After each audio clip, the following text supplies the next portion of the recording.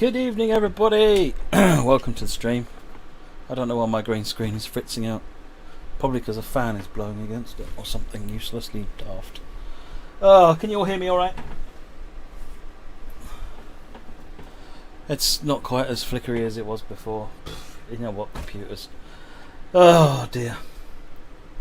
AV is good, excellent. Right, we'll tweak the volume of the stream as we go, depending on the volume of the trains that I am driving, obviously, as always. So we are going to look, which is Workshop Wednesday, for those of you that are not familiar, where I take a look at a couple of items on Steam Workshop. And tonight we're starting off with, actually it was the very first route uploaded to Steam Workshop once it gained the ability to support Steam to routes on the game, which is the Wycombe branch. And then we're going to have a look at probably one of my favourite American routes that is on Workshop, which is the Majestic Falls Railroad by LT Blythe. This one we're doing now with. How's the volume? Is that all right? Definitely me. Hello, driver. Collect the wagons from Wycombe Siding 4 and then Wycombe Siding 2. So yes, this is by Hearts Bob. This is the Wycombe branch. The Wycombe branch. This is the Great Western Main Line. So this is Maidenhead on the GWE, as you would know it if you know TS World. So Paddington be over here somewhere. This is Maidenhead. Reading be over here somewhere, and then this is the line up to here, up to Wycombe, and the Marlow branch. So essentially, all that's left at the moment, actually, I think, is this bit run around here. So this is the Marlow branch.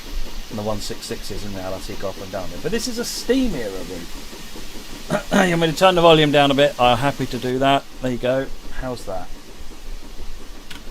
Right, so let's move it forward. What are we trying to do here? Couple to the back. Where are they? We're up here. Oops, train coming through. I need to pull forward to the signal will do. I'll put it on here so that you can see what I'm doing on the steam engine.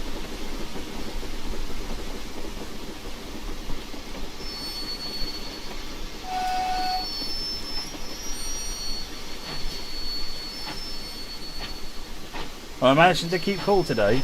I've got two big fans blowing on me at the moment, and I would have to still answer the question with a no. I'm failing miserably to stay cool.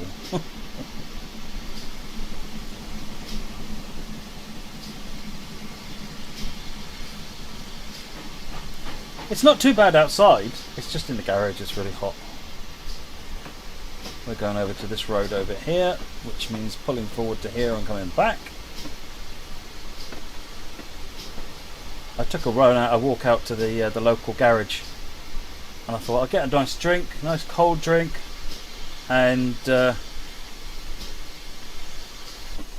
having got a nice cold drink, I realised that actually I wanted to live in the garage because it was air conditioned and so cold, so nice. I did ask and they said, weirdo, go away. So I'm guessing that was a no. Right, so we're going to move back up to here. Blue line continues to the end, so this is where we're going. 1, 2, 3, 4, 5 vehicles. 1, 2, 3, 4, 5 vehicles. So we're going to be coupling up to all of them.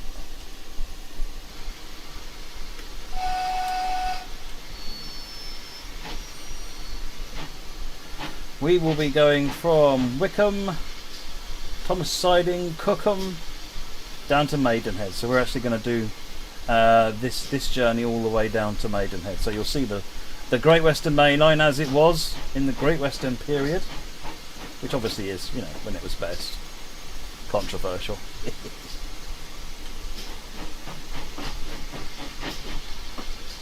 So as I said, you can get this route on Steam Workshop. It's called the Wycombe branch. And this scenario is by, where did my notes go? My notes, there you go. This is the Wycombe Freight scenario.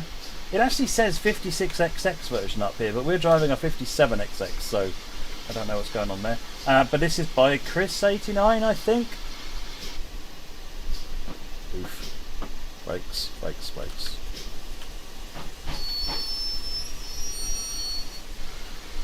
Whew. I was completely sure that was going to be fine. Don't panic.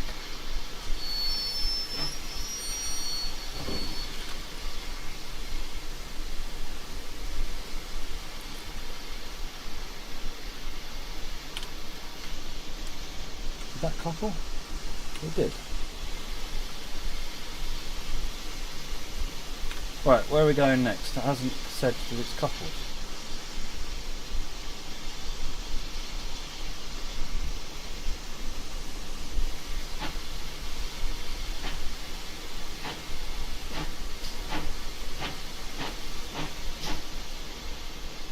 Let's move it into Wycombe siding 4. I think these wagons might be a bit far back and it's not actually detected I've coupled into them.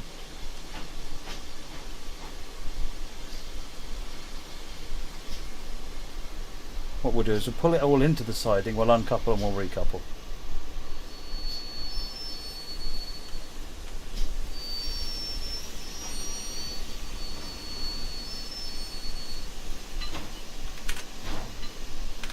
There we go. Right, so we now need to go and get a bunch more from Wycombe siding 2. Where is Wycombe siding 2? This is what I like.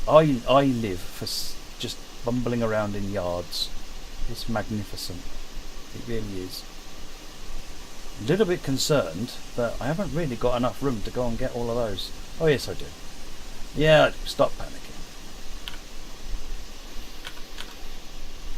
Right. Let's go.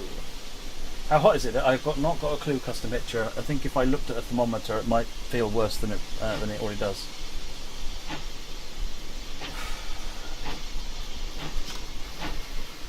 I love this pannier tank engine.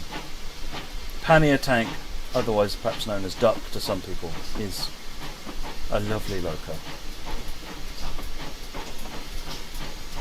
I think, someone can correct me, this might be the Falmouth branch version.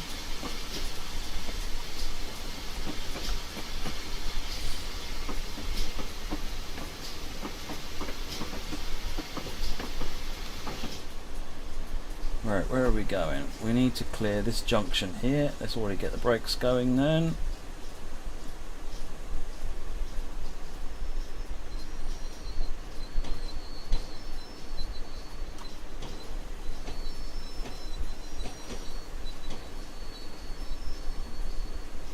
Come on, clear the junction. Good. That was me panicking. I wouldn't have enough room. I am going to go forward a little bit more.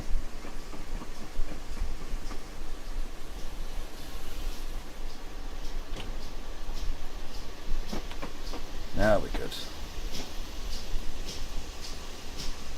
Okay, so I'm going to change that junction.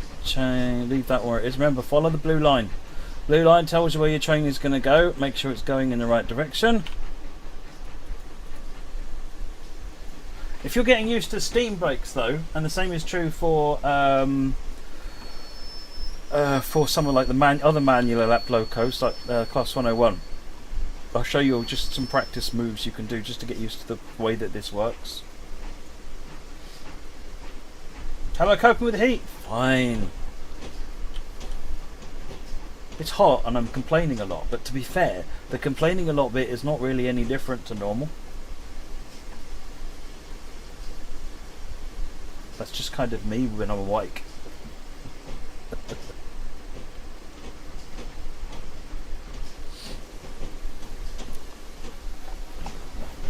Right.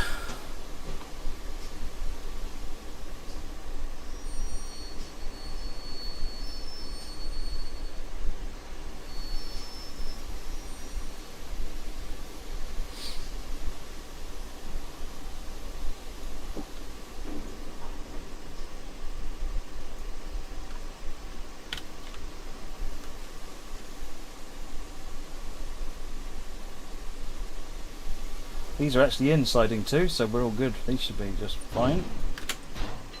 Coupled up. Right, depart when ready. Keep an eye on the ground shunt signal. Wait till it clears. You have to stop at Woodburn Green.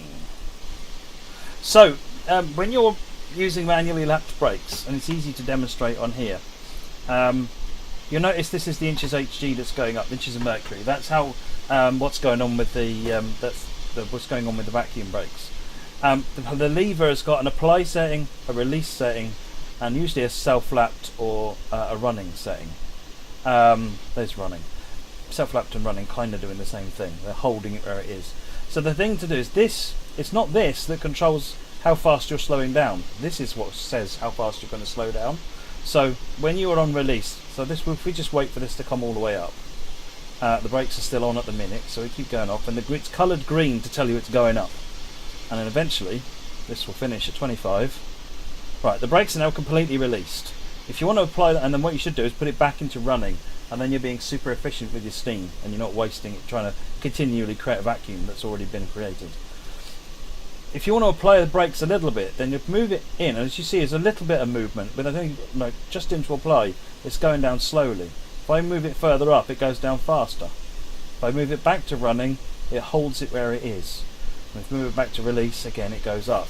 So get a bit of practice before you start driving. Just move it into self-lapped, move it into apply, get it to where you want it, move it back into self-lapped, and get used to doing that. If you leave it at, say, 58%, your brakes will get more and more and more and more and more and more. You'll see this number going down.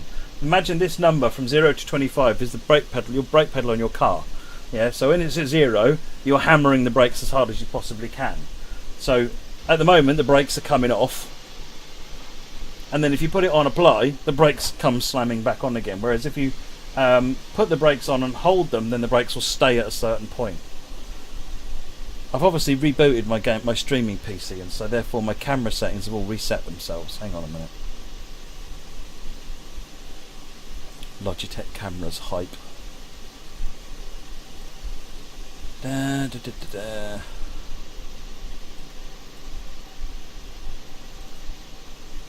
I would be laughing if I remembered where I backed it all up to. Haha. I'll just pause this 1 second. There it is. Cam control. Oh yeah, cam control doesn't work anymore. That's great. I need the Logitech software. Oh, you know what? It wouldn't be using a computer if it didn't break. So did that make sense on the brakes? Does that make sense? I know when I talk to people that drive steam, there's sort of 2 or 3 things that you get that people struggle with. One of them is the brakes, and the biggest thing that people get confused with there is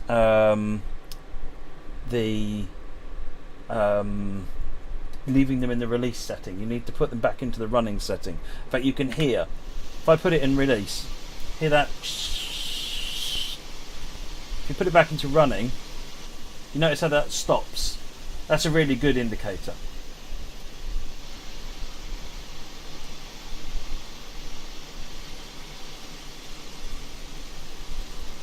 Honestly, what is going on with this thing?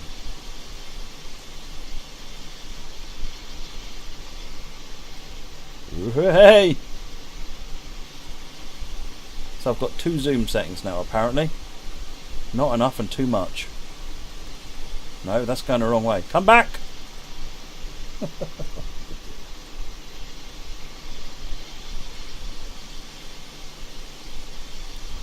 You know what, it's better than it was. We'll leave it like that. Okay. So brakes are on, so let's put it back into running or self-lapped and start moving. Now we're looking at the ground signal over here. We've got a clear ground signal, so we're good to go.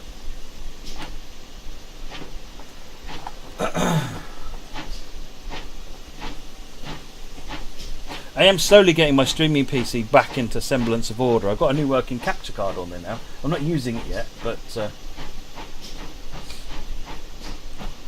it is there and it is working. So things are moving in the right direction.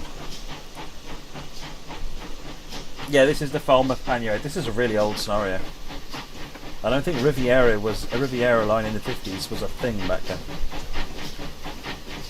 So another thing people often get wrong because it's not obvious is this cutoff. So cutoff, it doesn't work as a forwards-backwards control, it's a variable control. So if I push it all the way forwards, notice how my steam is going down, and as I pull it back, it starts going up because it's more efficient. So you can control how much steam. Ed, I know it's not a 56XX, right? I know. It's not my scenario. Even since it's a 57XX. But it's a 36, so it's a thing. So yeah, use the cutoff so that as you speed up, you can dial the cutoff back. And you can control how much steam goes in, so that as you speed up, you can use less power but keep it moving. It's confusing to explain. I'll have to come up with a better explanation for it. Suffice to say, as you speed up, bring that cutoff back. As you slow down, push it forward again. And if you find that you're speeding up or going faster, but you are using more and more steam and you're finding it difficult to maintain that boiler pressure, your cutoff is probably the problem.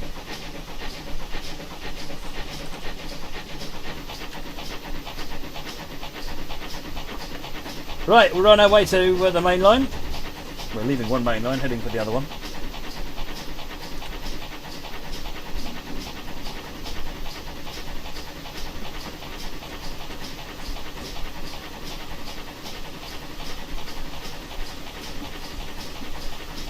So just as we speed up, I'm just edging the cutoff back a little bit.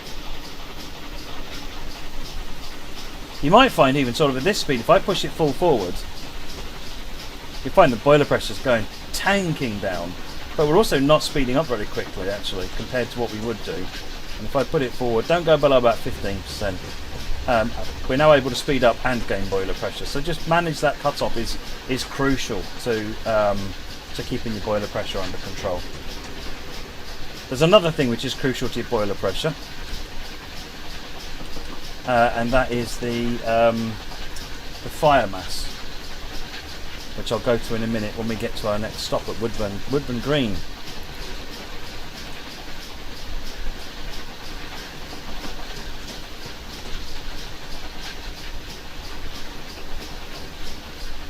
Does this pannier have the pasty above the firebox? No, this is an old model. There's a nice new one in Riviera line. Is it possible to drive steam without HUD? It is. You can just turn the HUD off and just operate the controls in there. You obviously got all the gauges in here, so you can drive without the HUD if you want to. But let's put the HUD on so that everyone can see what I'm doing.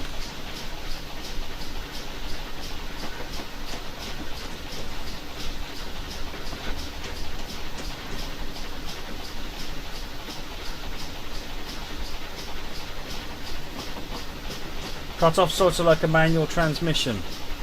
Not really, although it does kind of have some of the effect of you get from shifting gears.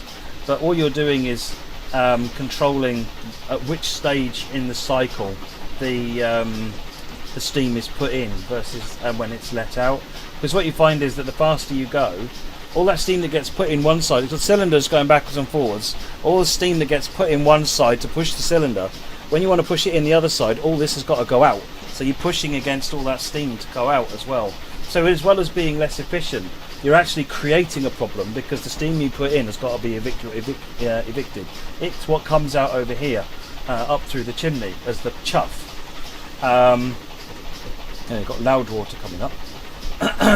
So what you do is by pulling the cutoff back, it spends less time.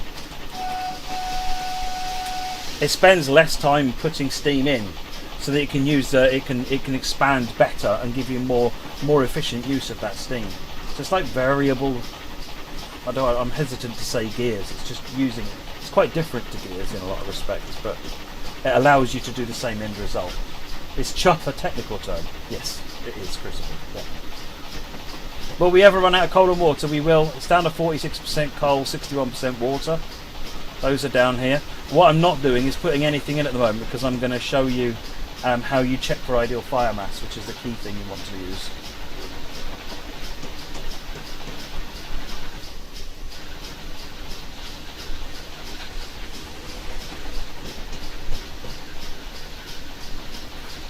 Still gaining boiler pressure, so we're not in any kind of dire straits at the moment.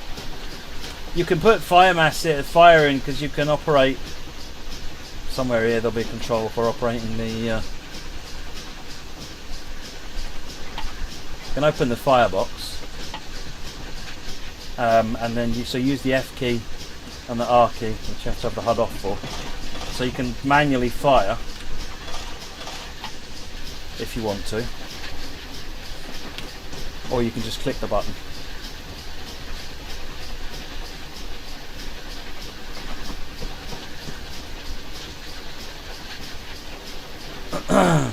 But all is good so far.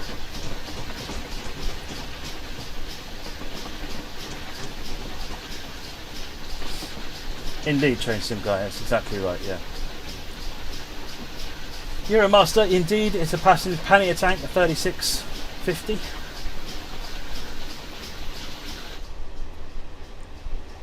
Got a nice brake van on the back there.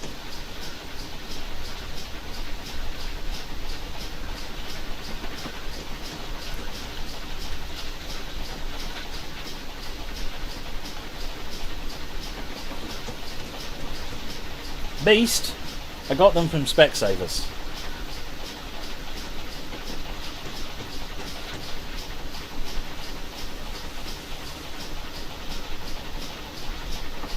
Oh, PC specs. Oh. It's a 980 Ti with an i7 6700K. There's Woodburn Green. We are stopping at Woodburn Green.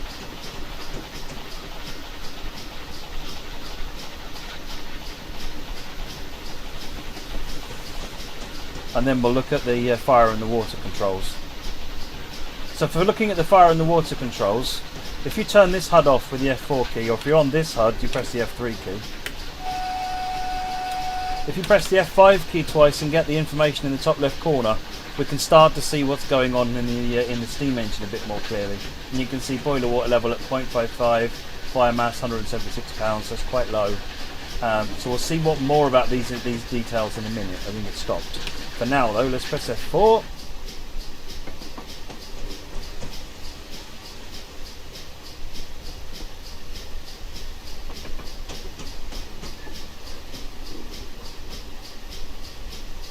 Good chance to just practice a bit on the application.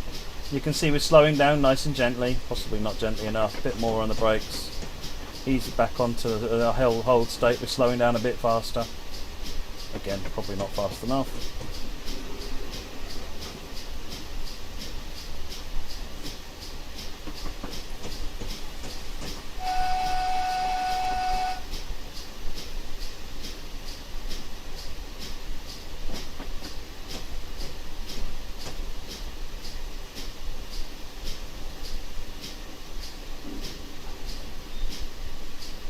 Right, when we get stopped to here, I'll show you how the fire mass stuff works.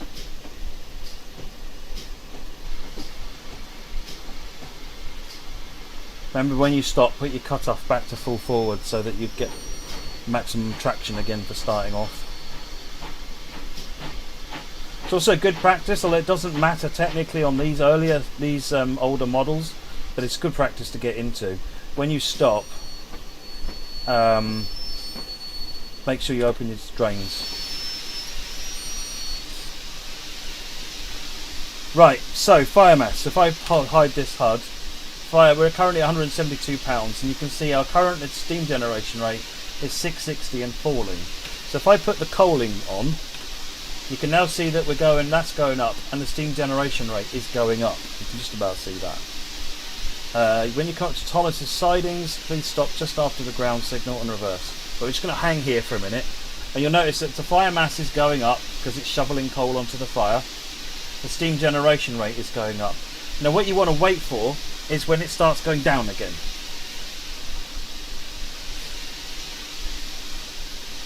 Take us a minute to get there because we let the fire mass come down just so that we can do it here. So we just need to wait for that.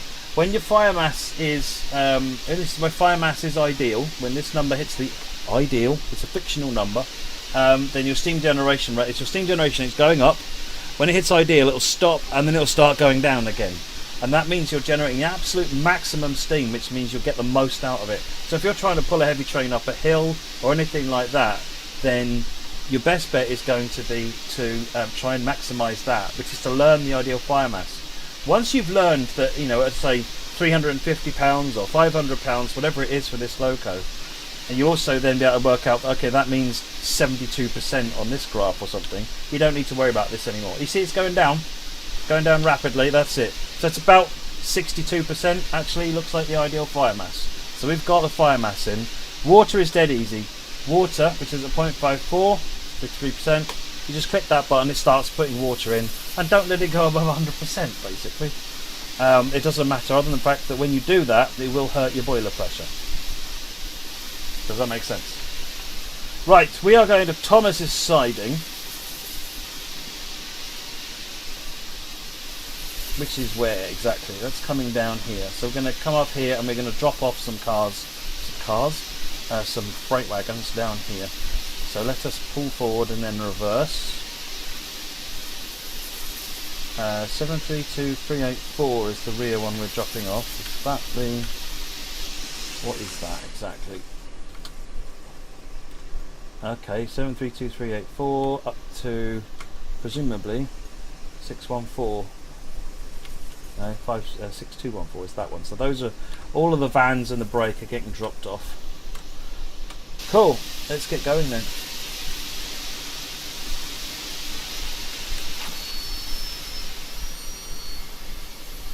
Brakes are coming off. So what I'd say when you're putting when you're putting water in, don't do it when you're going up a hill. Try and be prepped. If you're going to get to a hill, be on the ideal fire mass with a good amount of water in the boiler, so that you can take them all off and just focus on getting up the hill with the maximum amount of steam that you can generate. Because if you're suddenly going up a hill and you press the firing button, then you're going to find your steam pressure goes down even quicker. Alright, let's put that back up into running.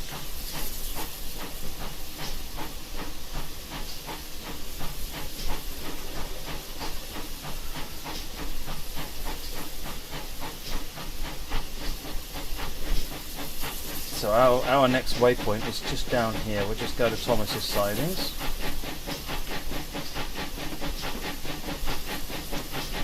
As you can see, just moving the cut-off backwards and forwards will change how much we can accelerate. You're starting to accelerating quite slow.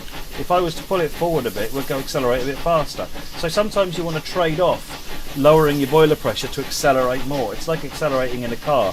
If you put your pedal to the metal, it costs you more petrol, but you can speed up more. Whereas if you accelerate gently, then it'll cost you less steam. Again, you can make that decision. Sometimes to get up a steep hill, you might need to spend your boiler pressure to keep it going at a sensible speed. You just need to be careful with that, because if you run out of boiler pressure, then you're stopped. Why is the throttle only on 46%? Because I'm just gently starting off, because we're stopping just up here. It's accelerating, it doesn't need to do much. Hey True Gamer, how's it going? So our engine, our locomotive at the moment is pretty healthy. We're almost at ideal fire mass. We're generating lots of steam. Water is filled up. So this is a pretty healthy locomotive at the moment. I haven't yet quite messed it up. This is Train Simulator 2020 97 race. So this is not Train Sim World. There's no steam in Train Sim World.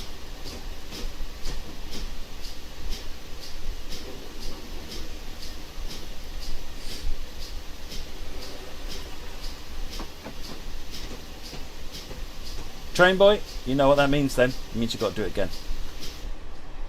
That's all that means.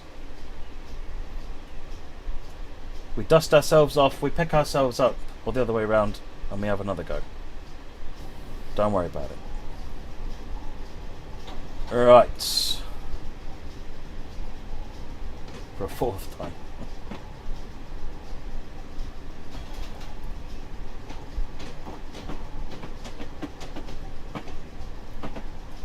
Okay, so the junction is automatically switched off the main into the siding.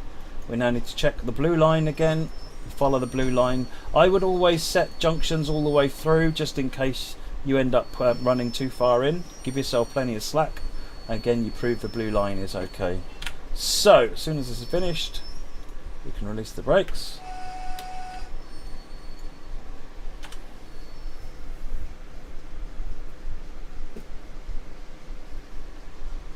I I assume everybody here is aware of the news on Mixer.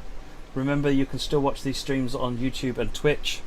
Make sure that if you look on all of our announcements for the streams, that the details for the other URLs are on there. So yeah, if you want to carry on watching and you're on Mixer, make sure you come and join us on Twitch or YouTube.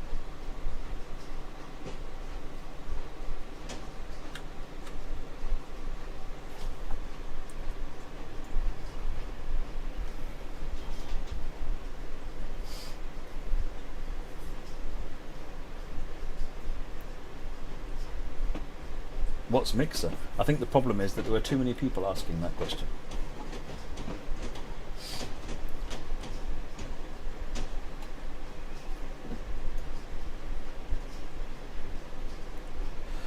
You came late on the GS4. Is it because you were driving trains too fast again? Anyone with questions on Train Sim World 2? There is going to be the next Q&A session at some point. I don't know when it is yet, but there will be one. So nearer the time that will be announced. And in the meantime, get your questions onto the forum so that we can collate them together and try and get some answers for you at the appropriate time. There's going to be multiple Q&A sessions coming up.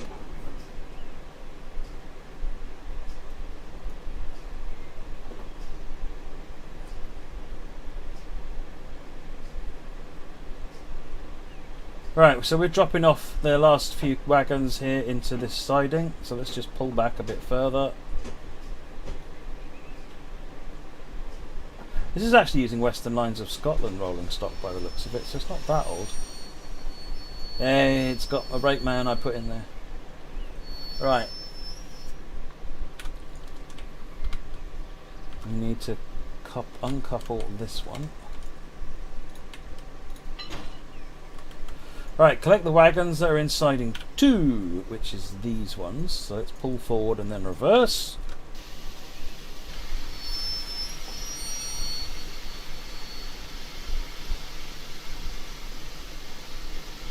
Cross fingers for you, train boy.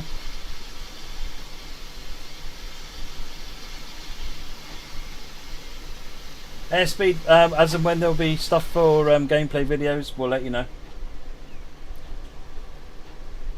Forget, keep putting that brake back into the running or self-lapped position.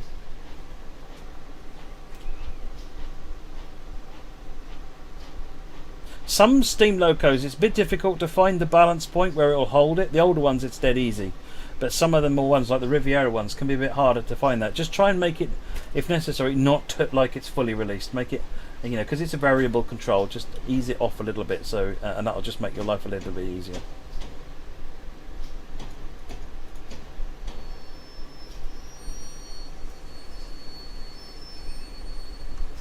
Right, now we need to reverse into here. So again, follow the blue line, change the junctions as necessary. And again, I'm going to change that one, so I've got runoff if I need it. And away we go.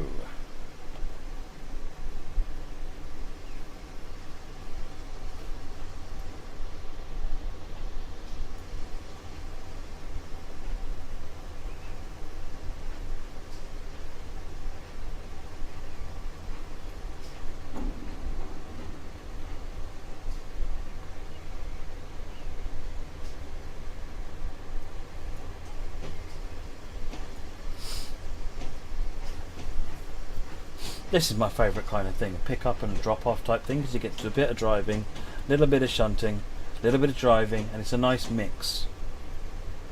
You get to do a little bit of shunting and then you feel like you're going somewhere, and then you do a bit more, whereas just shunting, it's nice, but you don't really feel like you're going anywhere, because, you know, you're not.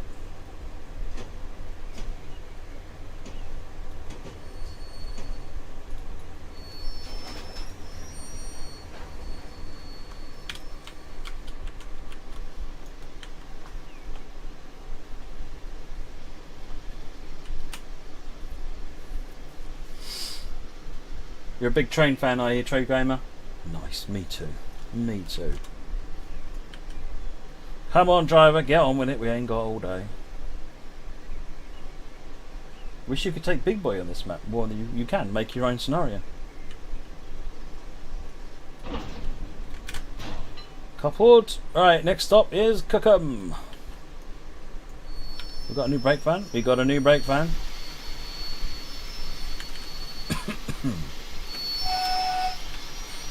Right, we're clear back out on the main line. This is Bourne End. Let's just check manual junctions, of which there are none we need to worry about. And we are going to Cookham. Away we go. Put that back into running.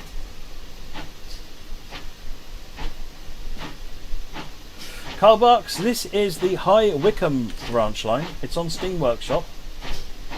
See you later, Leslie Unicorn. It's on Steam Workshop. You can download it. You'll need to have all the requirements to make it work. I can't remember what they are. One of the mods will post a link to it. This scenario is called Wycombe Freight. It's by Chris89. And again, the scenario is on Steam Workshop as well. So these are free downloads.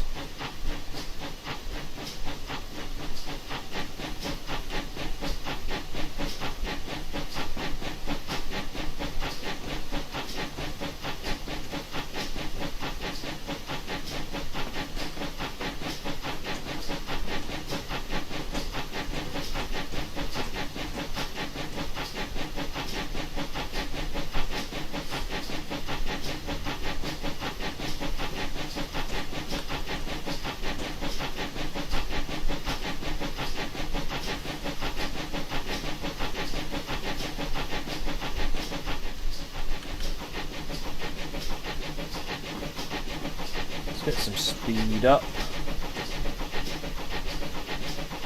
How come we never get the ghost couplings? What are they, people?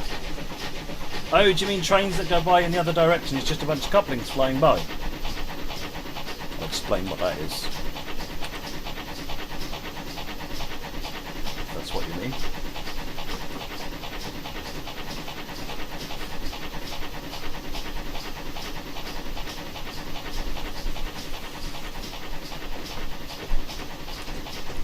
Ease off on the power, that means we can get the boiler pressure back up. In fact, put the blower on, that'll increase the speed. Press the M key, get the damper open. Get that boiler pressure back up again.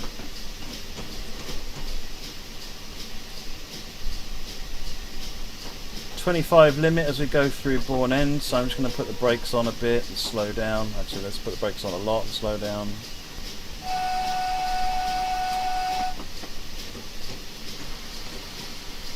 There's a 56XX. Look, see, I knew there was a 56XX somewhere in here. I think what it means is that it requires the 56XX, whereas the other version of this scenario doesn't require that 56XX, oddly enough. It's whether it needs it as a dependent DLC.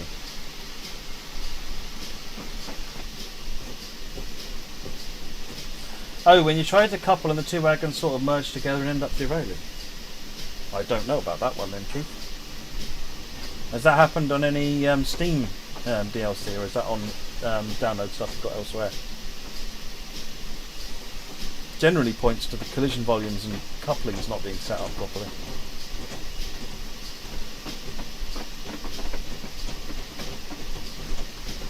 So this is, so we're going through here.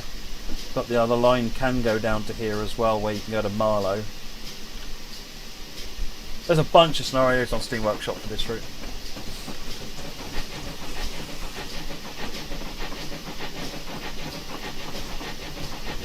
Turn the blower off.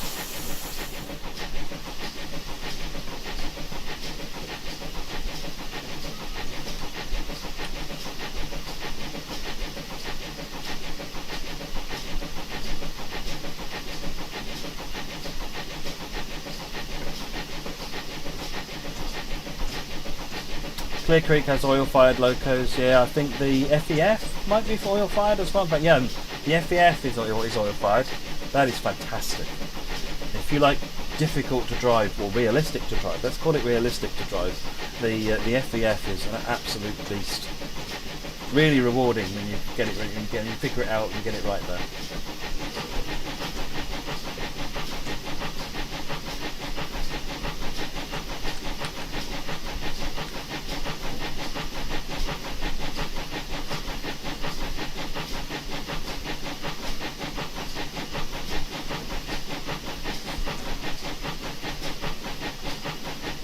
struggling up this hill.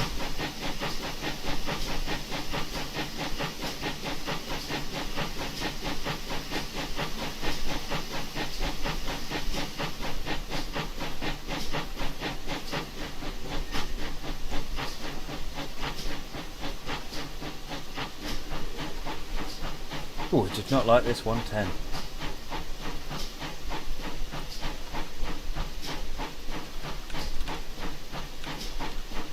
The dampers are open at the moment, but it did start with them shut, I believe, yeah, which hasn't helped. Mr. Fisk. Right, we're at maximum ideal coal mass now, and we're gaining boiler pressure now.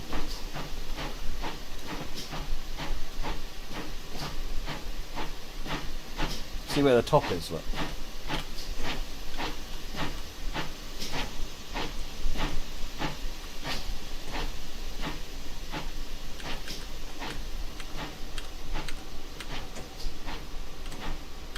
That's better. Just balance off the cut-off so that we get enough power. See, we're accelerating again now. Balance that cut-off so that we're constantly gaining boiler pressure, but keep it right on the cusp so that as we accelerate, we keep that thing, the boiler pressure green, and we can keep it accelerating.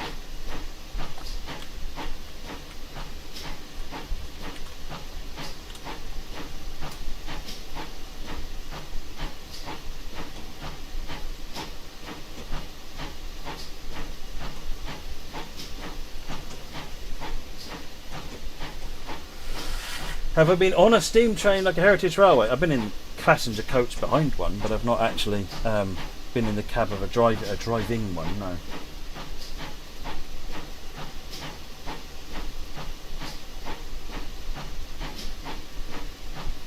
Deal attitude, Emma.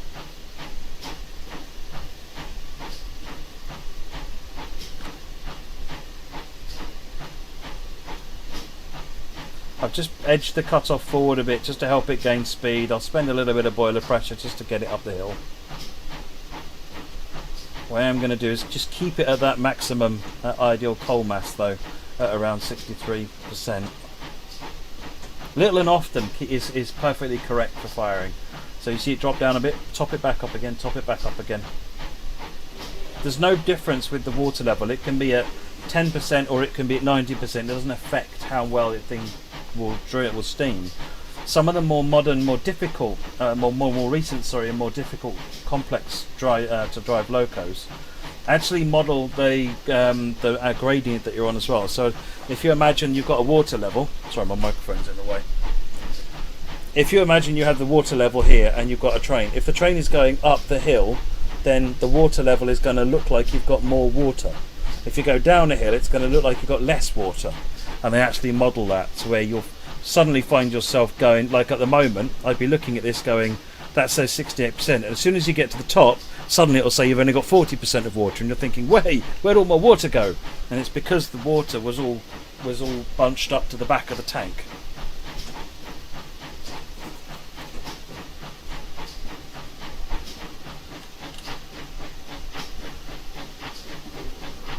So I'm just bringing the cut-off back a little bit. We've got up to 10 mile an hour. What I am going to be slightly concerned about is just this boiler pressure continuing to drop. We're actually off the main part of the bank now. That's it. I've just found the sweet spot where the green has reappeared. What's the kind of steamer is the best to learn using all the controls of the simulator? Tara Lynn, I would get Western Lines of Scotland and learn on the Black 5. It is a relatively straightforward to drive steam engine. It's not one of the most complicated by any stretch of the imagination, but it will give you enough controls that you'll be able to get the hang of it. You can get the hang of the Black 5, then you can do most other steam engines. And then there's just the outliers, the more difficult ones, which are, each one you'll then learn how to drive. But if you've mastered the Black 5, then those other ones will be that much more. What do the dampeners do? So underneath the locomotive, so if you imagine you've got a fire, let's say for example you've got a fire on your campsite, right? You put down put down like a grid, put the wood and coal and stuff on top of it, and the newspaper, and light it, and you've got a nice fire going. Well, what makes a fire work? Originally, ironically, it's nothing to do with damp, as in wet. what makes a fire work really well is they feed on oxygen.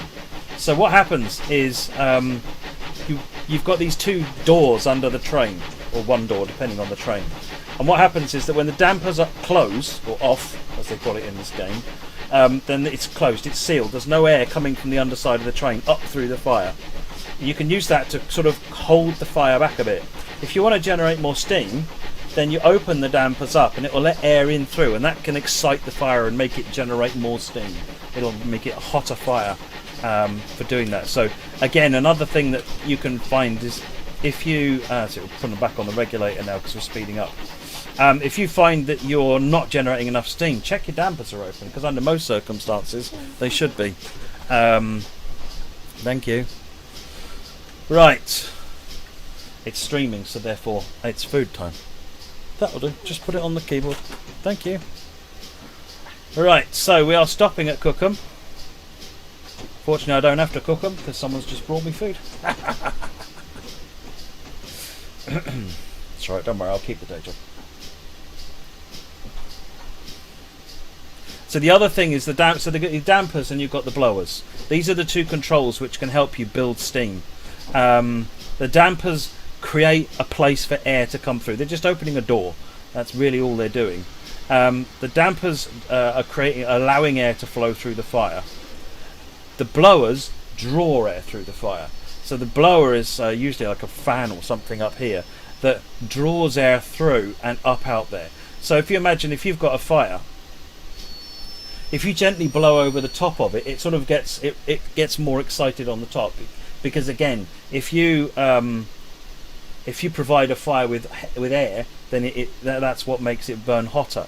So by using the blower, you can draw air across the fire. So by opening the dampers and turning the blower on, you can see how you create a really nice airflow across the fire from underneath the loco, across the fire and out the chimney.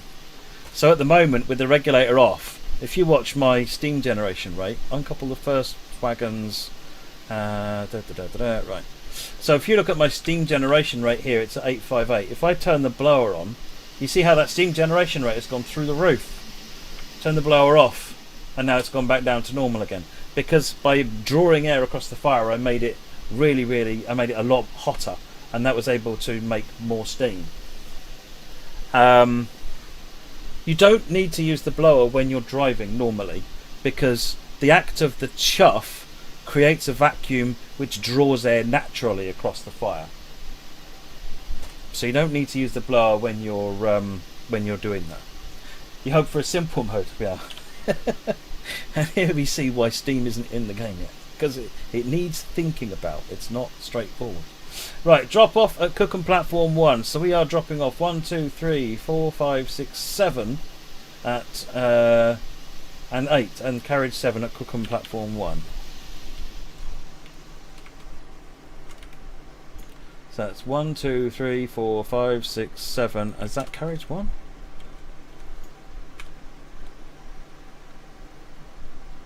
So is that 75595, which is that one? Maybe that's they're calling carriage 1. 720860 is that. That is probably carriage 7. So we're going to drop off starting at 7595. I'm confused. So where's 940086? That one. Okay. Alright, I can do that. Right, so now we need to go and drop these off at Cookham siding. So this is a drop off run. We're going to pull forward and then reverse back up into Cookham siding. Fine. Right, put the F4 again.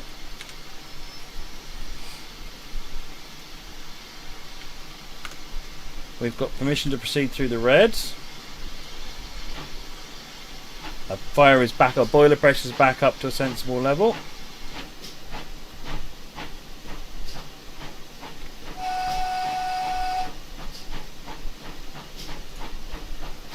Train boy, the lever you pull up and push down by your feet to let air come in while running at speed. It's a damper.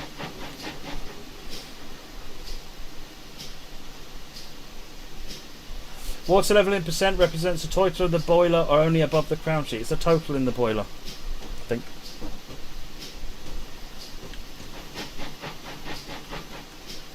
So I need to come, I think, just as far as this junction we're going over now.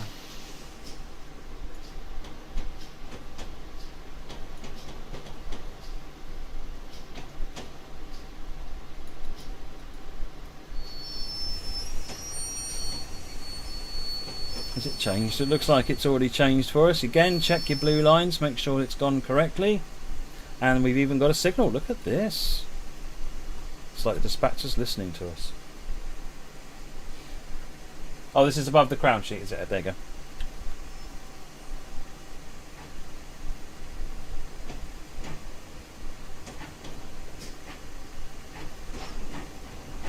Can you be a fireman in TS? I mean both, essentially.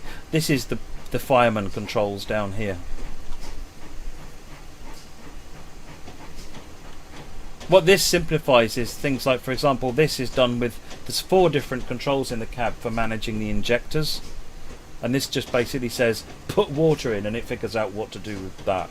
That's, again, if you use these controls and get the hang of that, that's one level of doing it, and then later on learn the key controls and what live injectors and exhaust injectors do later on.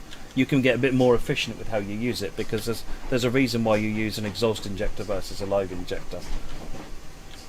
I won't go into that now because I'll just confuse everybody. Alright, let's go ahead and stop in here.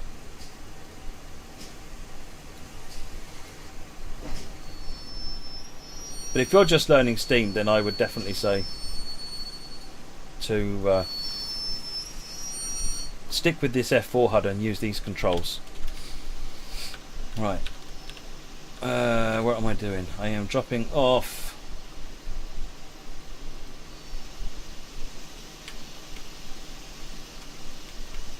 seven three one two three 148 42036 and 42049. Interesting numbering, and they will be there. We're all in the siding, so all good. Right, collect the rest of the train from Cookham platform 1. Let's back onto the proper HUD. Ground signal lets us go. Let's get some water going in.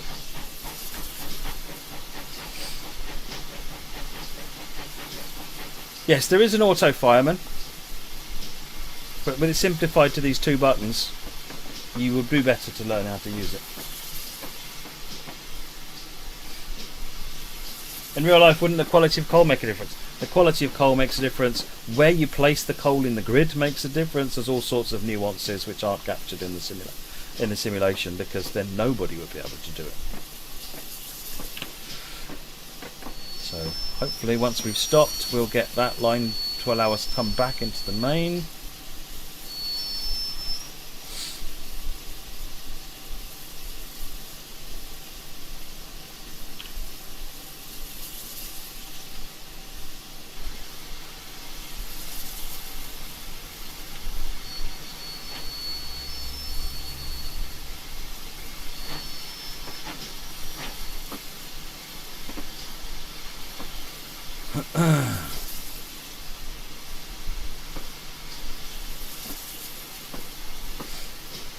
There you go, siding's just changed and then the red signal's gone red. Control, it won't let me control tab. Oops, no. So it doesn't actually see that as a signal for me.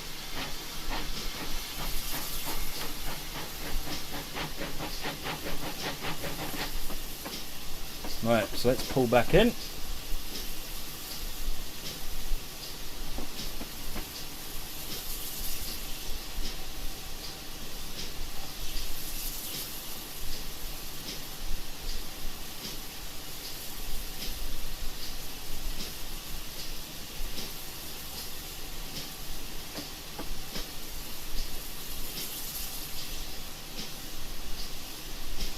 Driving steam engines, man, it's bliss.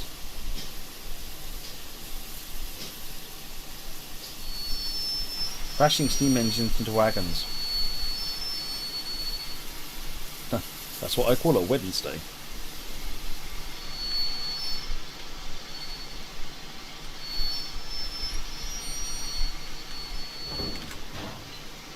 Alright, to proceed to Maidenhead, you may have to press tab.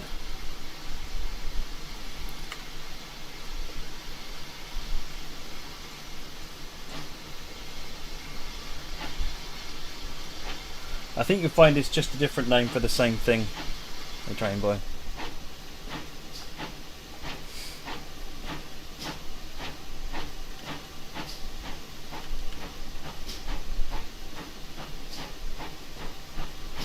One technique that I have found quite useful for when you're manoeuvring on a turntable or manoeuvring to couple up the wagons, as I just did there, is to leave the brake on a bit. And that means that you can then drive it single-handed without using the without having to use the brake, the vacuum brake control as well. So you leave it on, say 20 inches, and then apply some power and push against the brake. And then if you need to stop, you just take the power off and it'll just immediately come to a stop. Don't use too much brake and be gentle with it, but it means that it can be for just a fine shunting up, coupling up manoeuvre. It can actually make life a bit easier.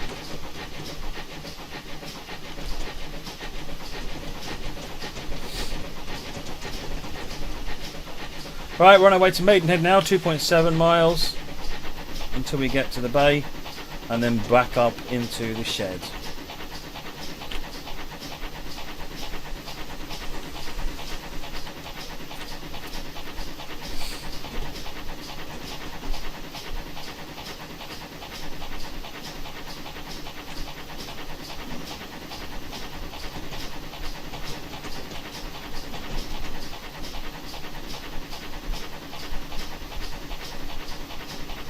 Lovely route this, isn't it? It fits the period beautifully. It's a really old route. This thing came out in 2014, I think it was. It was, like I said, it was literally workshop route number 1 that I uploaded as part of the initial set from that when we launched the game with support for it in TS2014. The route was by Hearts Bob, who actually builds a lot of routes. He's one of the main guys at Dovetail doing track playing. And has been for a long time now.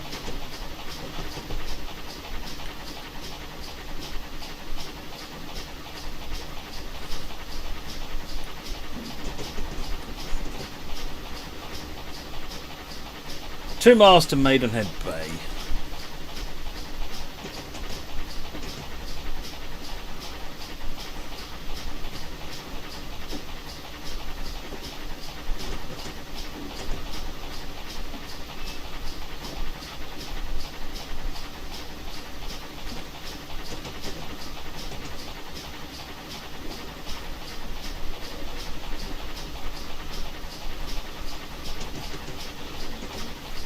Hey there, Cotter.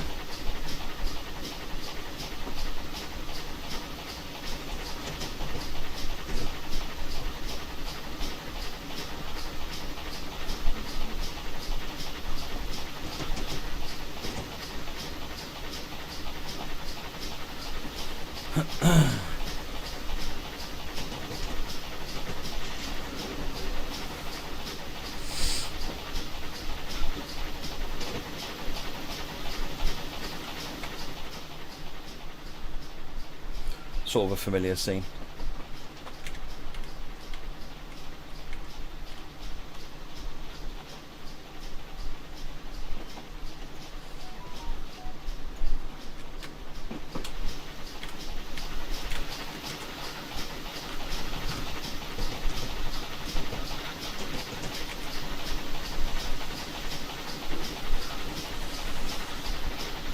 Pop that back up to 63%.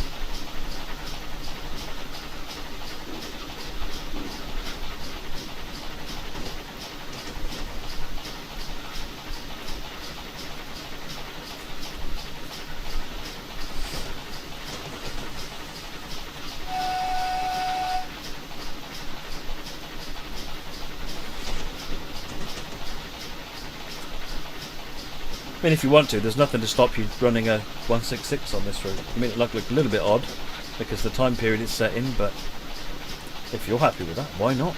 It's your game.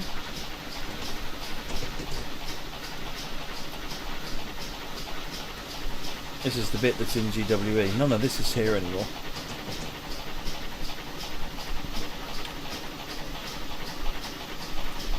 .166 with a flux capacitor. Yep.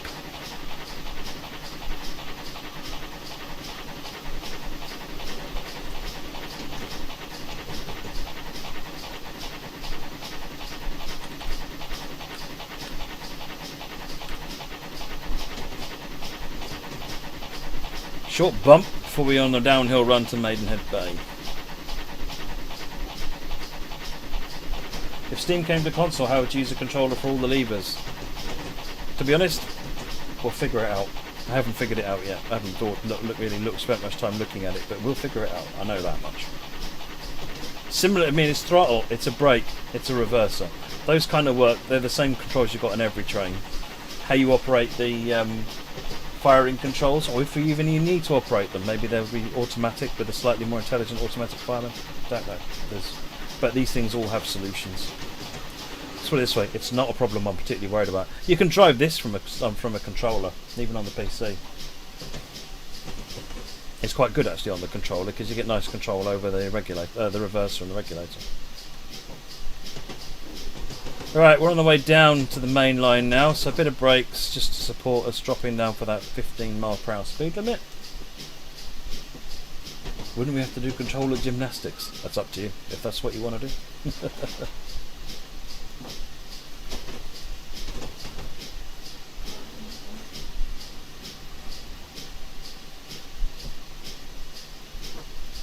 A while back you had some other employees as guests on the stream. Can you do that via Zoom or something? Love to do that. It's we are looking at all sorts of options for other ideas for the streams. So seeing what we can come up with, and obviously fitting in with everyone's busy schedules.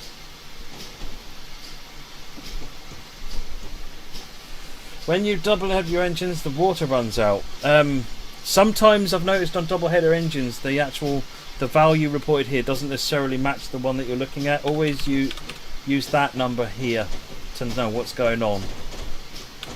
I thought it was fixed, but it may be that it wasn't.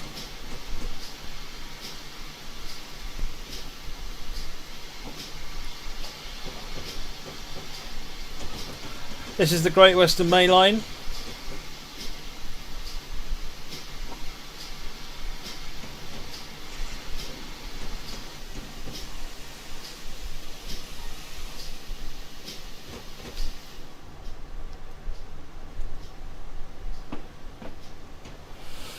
Blaster Blaze, your sister has the same headset. Well, tell her from me she's got excellent taste.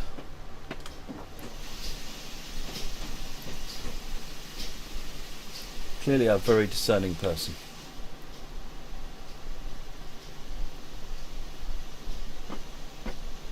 Alright, they're in the platform, so let's get some brakes on. And stop. And then the next instruction, we have to back the train up. It's already set our path. It needs to be good shed 2, which has changed that one again. Follow the blue lines, make sure that you've got plenty of room to overshoot if you need to.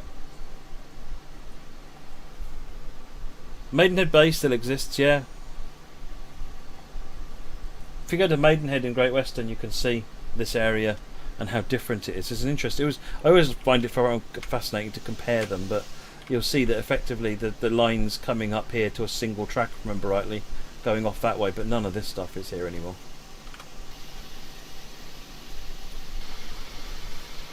Hey Daniel Dawson.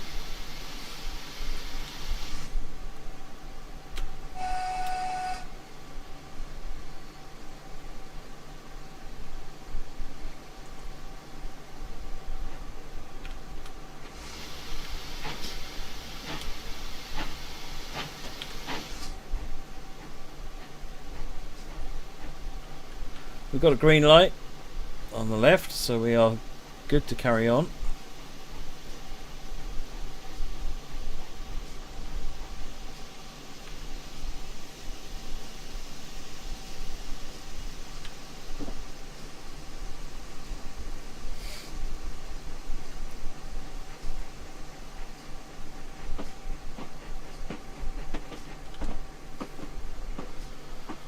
Hey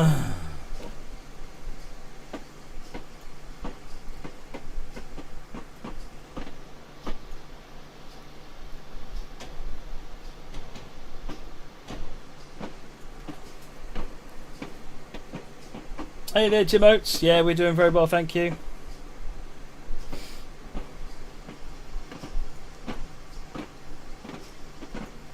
Pull across into the shed 2 line.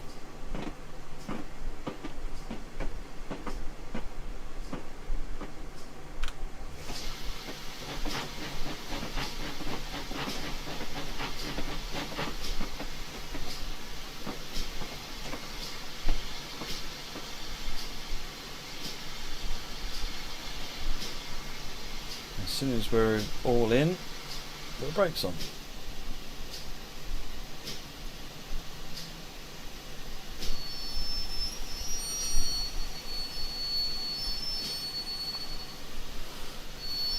You thought you were on for a very bizarre coupling move there.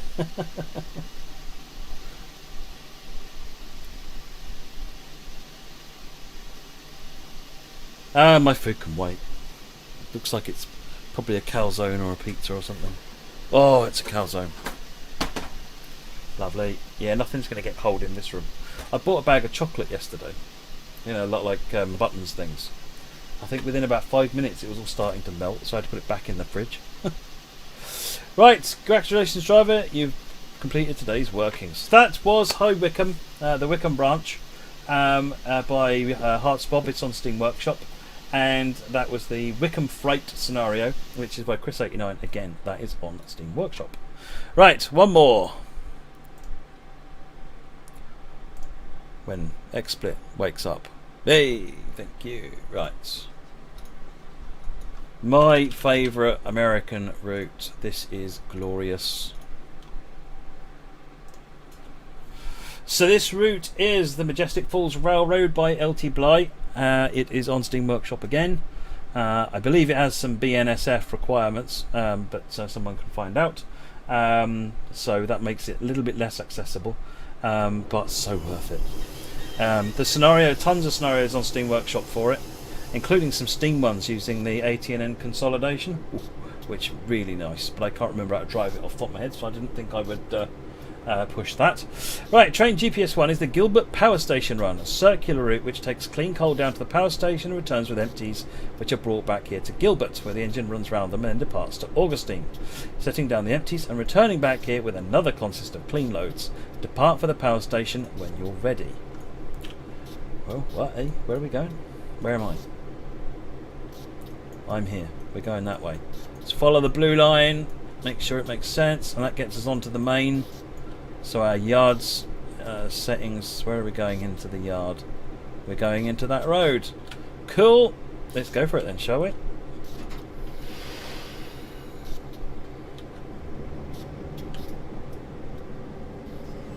I guessed which way was forward and I got it right.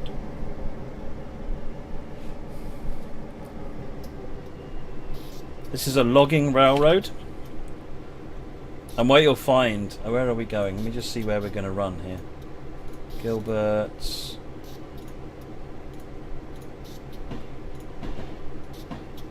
So we're actually only going to be using this bit of the route.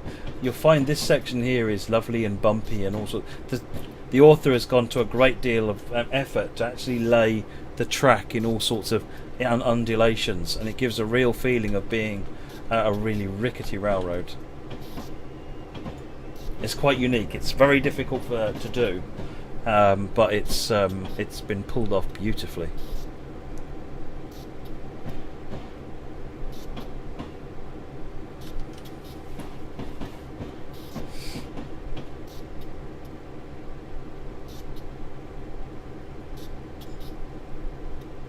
See you later, train boy.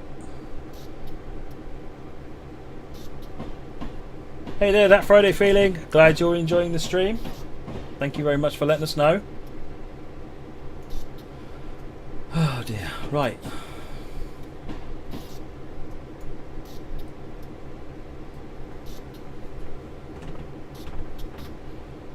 Is this the direction you're currently driving actually forwards? No, I'm reversing. See? Oh, I remember. See, the F means front.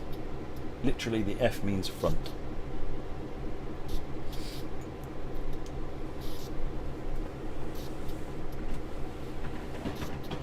Yay, DJ SB. I ran your SFR the other last week.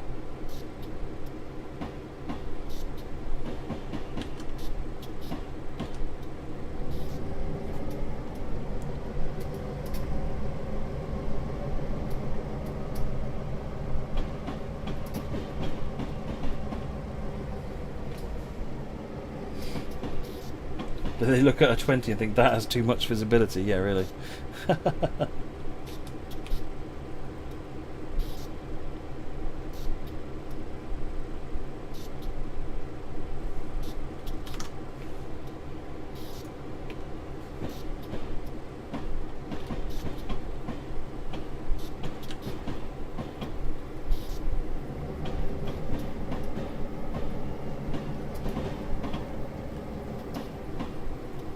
Right, we're coming a couple up to those. I think we need to stop at Gilgworth South 61, which is just here.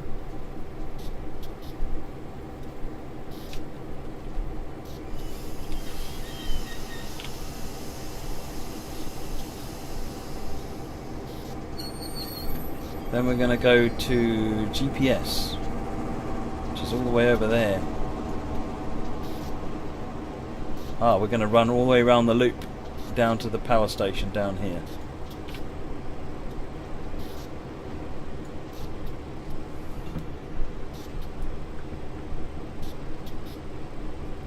Right, train GPS 1 cleared for Gilbert Power Station, track 66, instructions on arrival. Right, so we proceed forward, back down here, and then we take the loop all the way around.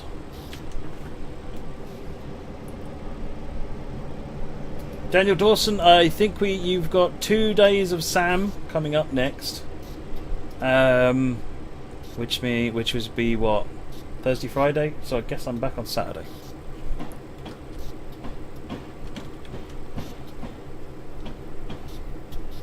I can't remember who's doing what though, so that'll be exciting. There's where we're going, down there, look. There's a big old power station over there, which is where we're headed.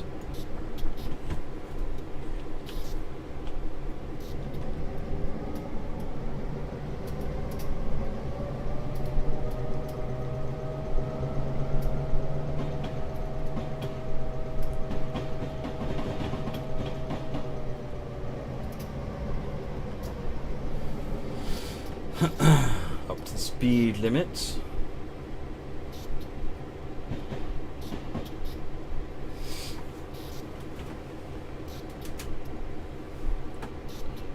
Arsenal TV, your PS4 is really loud.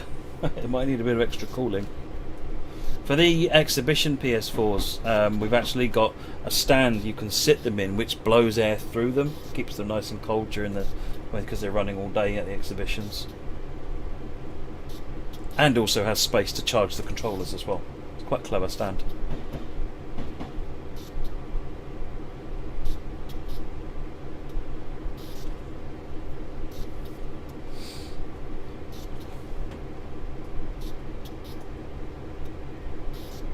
Bit of a bonfire going on over here.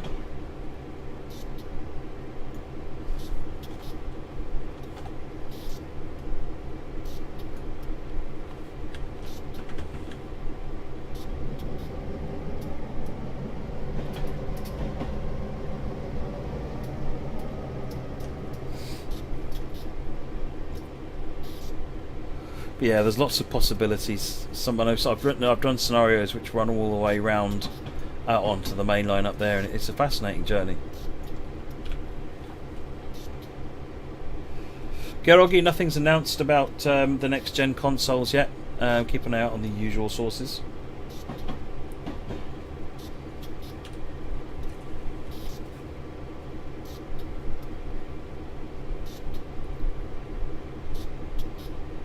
Just going down a steady 0.8% gradient at the moment.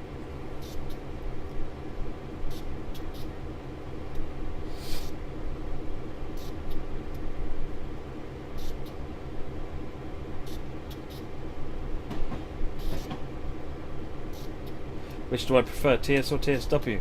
I personally play more TSW than TS, but I still play a lot of TS because it's got things that routes and trains that I want to drive that can't be done in TSW.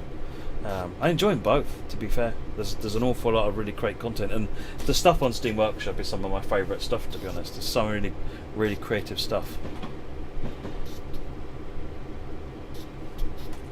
This scenario, by the way, is called Turn GPS 1 and is also by LT Blythe, the same as the author of the route.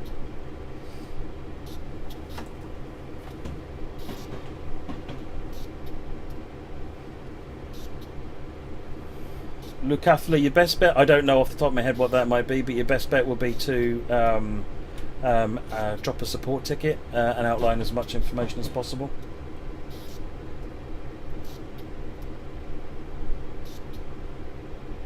So I'm back under the main line in just a moment. There it is up there, look. Get a little bit of brakes on because we're coming up to the 15 limit.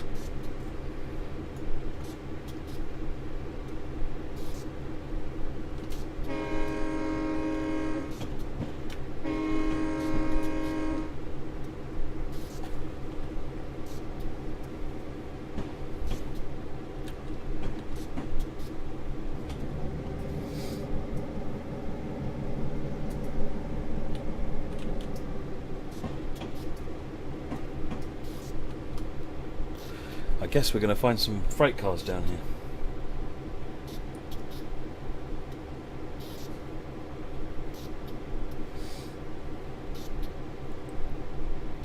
Have you added quick drives to them, Lucafla? Because they need quick drives. Routes need quick drives in order to be publishable.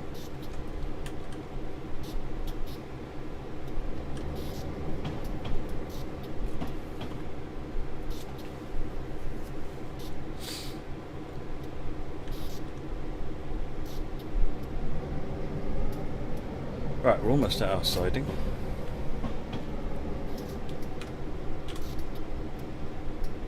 We're just moving around, but don't seem to be actually coupling anything up.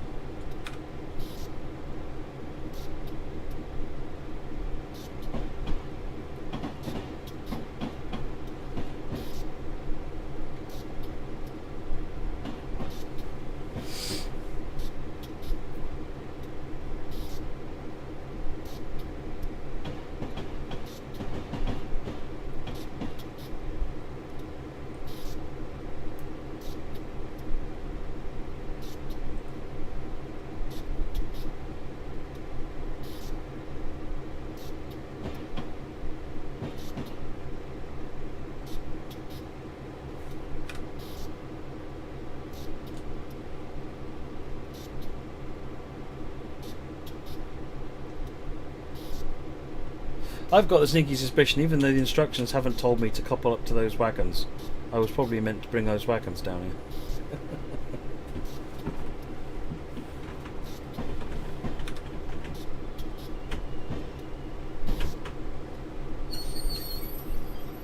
Yeah, we were. We were supposed to couple to the train in Gilbert 61. Oops.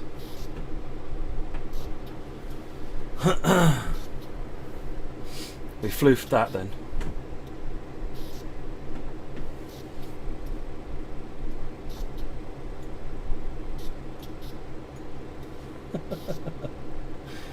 We've only just started, so let's just restart.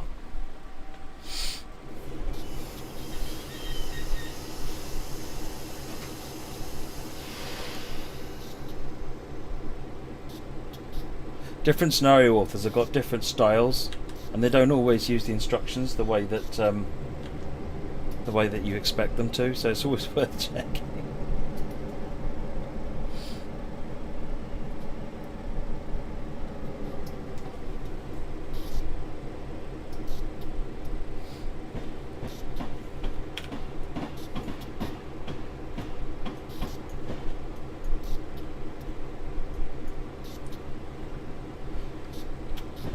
Right, so couple to train in Gilbert 61. That's our first instruction.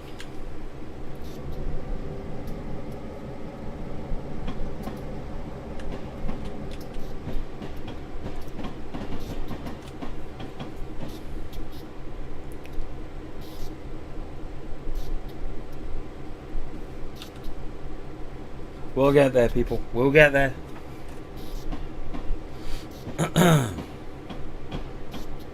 Just look at the instructions, thinking. But all we're doing is going on a tour of the route without actually doing anything. That doesn't sound right. Was that an ops? It was an ops.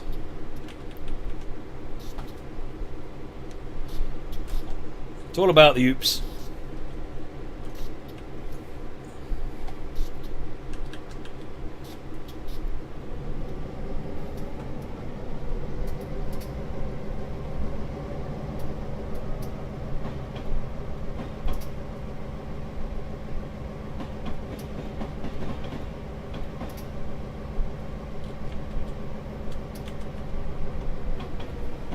I do like this. It's sort of boxy looking and simplistic, but it's fun.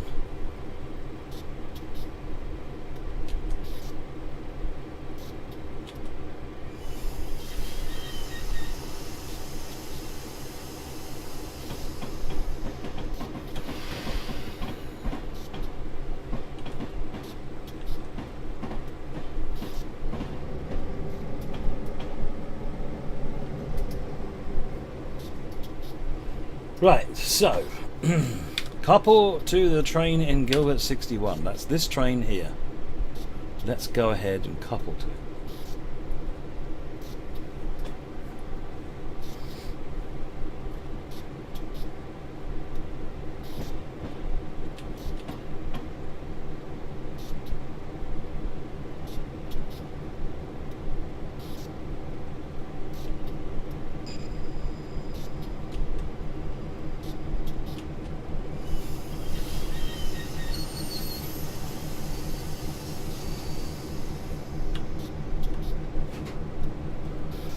Right, we've now coupled. We have a train.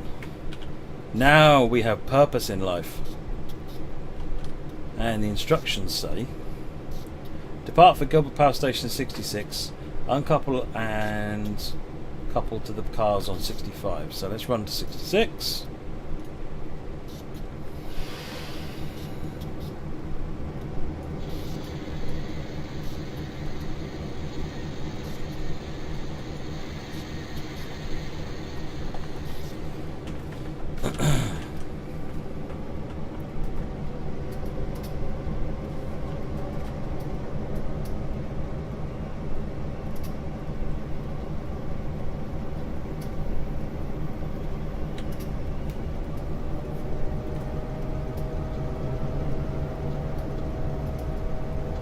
GP38 looks like a GP38.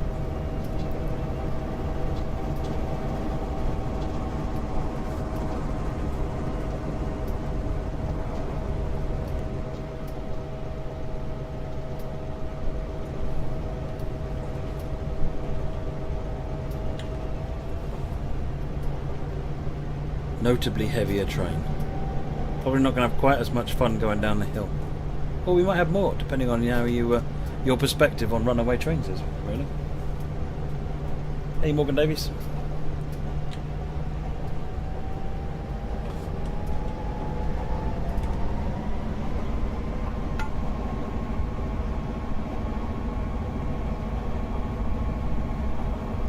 The specs are set on consoles, but they just don't have the same horsepower as the PC model. That's the main challenge there.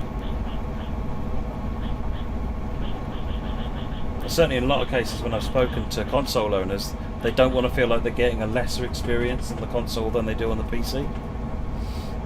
So it's a difficult balance.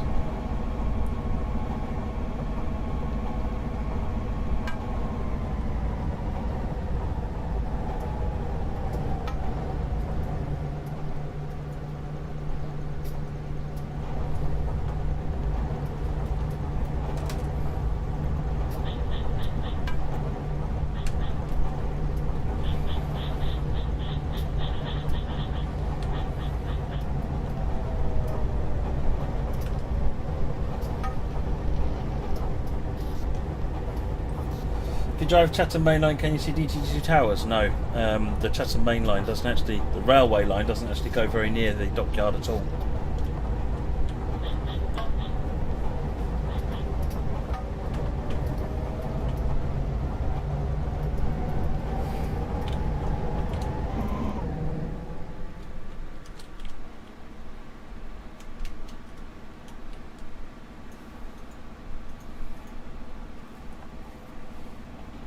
DTG is in Kent. Yes, airspeed.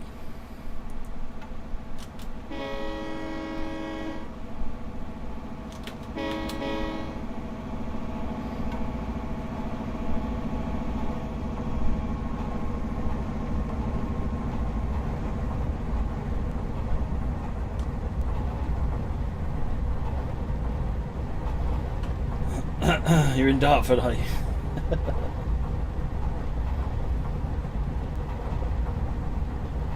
I don't have that information, only me.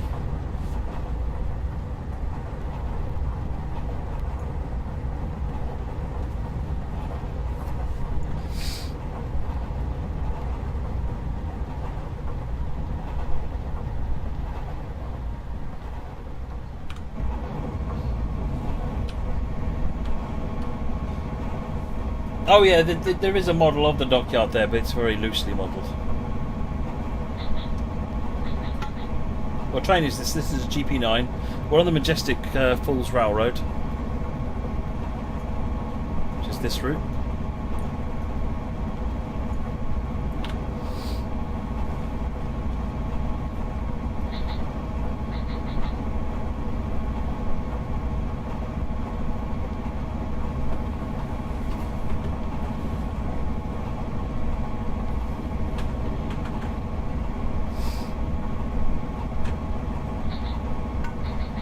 Do I think there is any bad with Sweden? Of course not. Why would there be bad with Sweden?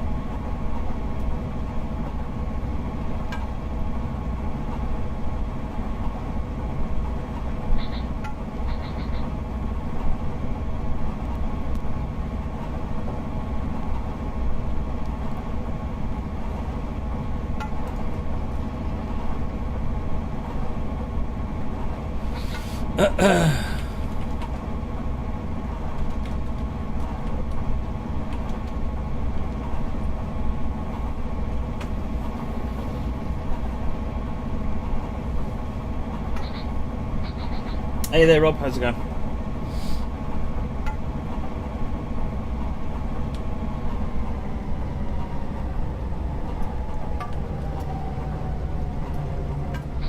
What football team do you support? I don't really.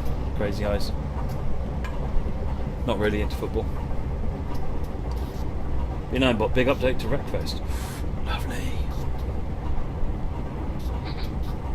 RJC, this is the Majestic Falls Railroad. It's available on Steam Workshop. It's by LT Bly. And this scenario is Turn GPS 1, as in Gilbert Power Station. Also by LT Bly and also on Steam Workshop.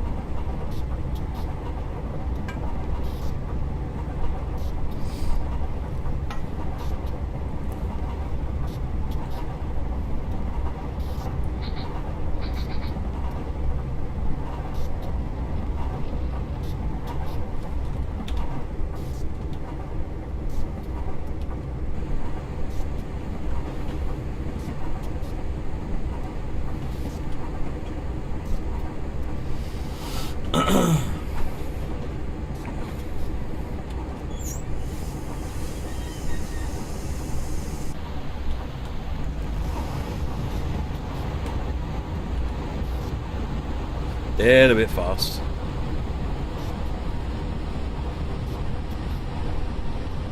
You're still enjoying the narrow gauge logging one from last week? Ah, that was good, wasn't it? Trolley fodder's route. Have you downloaded more scenarios for it?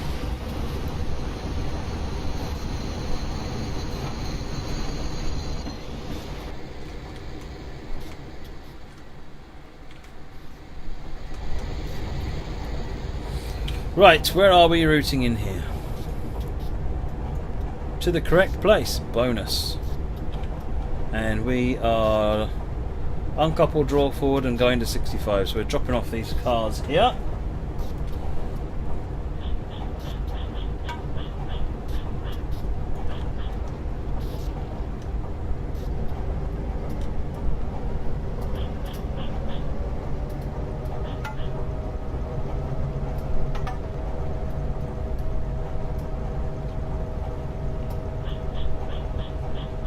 Evening, British Ace.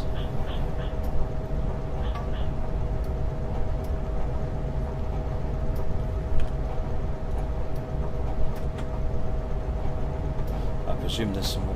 freight cars further in on this road then.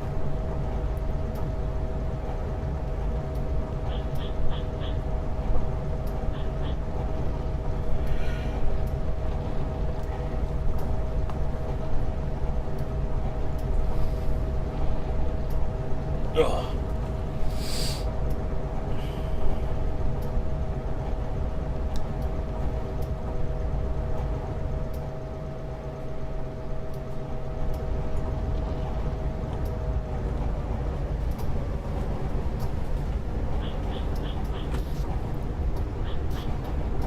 Let's get some speed slowing down.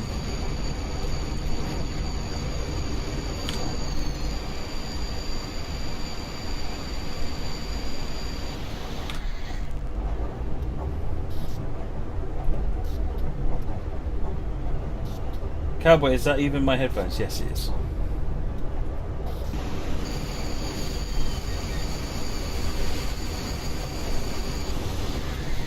Doing well, thank you, British Ace.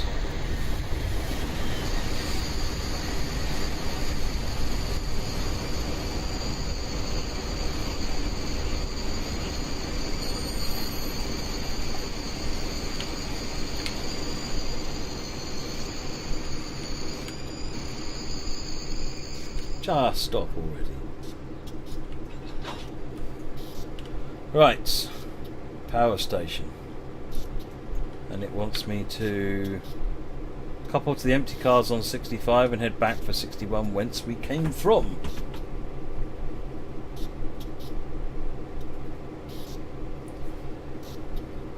Alright, uncouple and proceed to 65, collect the empties.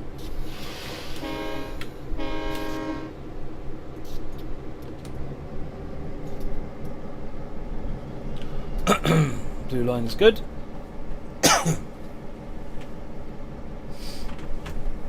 Red A train, how do you mean any updates on this route? I don't know if it's been updated. I don't think it's been updated. I'm not aware of any updates.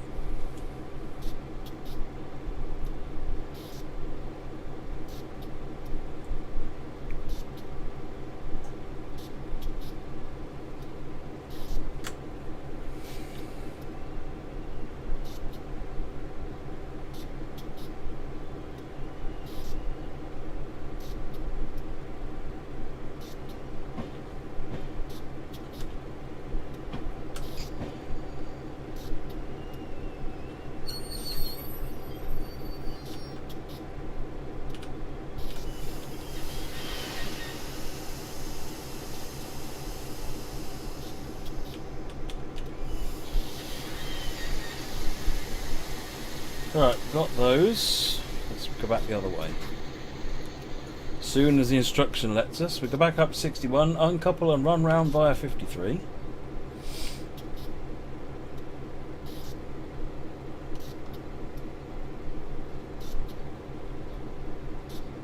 Train authorised to Gilbert, track 61.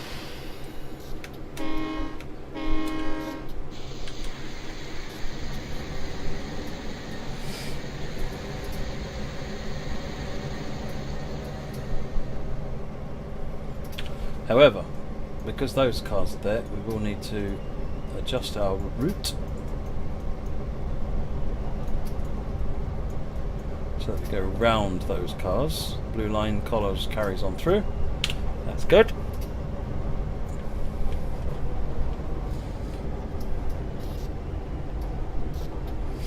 Cowboy, I have already painted most of my trains pink. I've been making my colleagues very sick. What's your favourite kind of trains? LNER or Great Western? See, are you talking about modern LNER and Great Western or original LNER and Great Western? If it's original, then that'd be tough, but I would probably go with GWR because there's more trains types that I like to go in GWR and more operations than LNER. But you know what, Flying Scotsman and Mallard and the A4s in general, I do love an A4.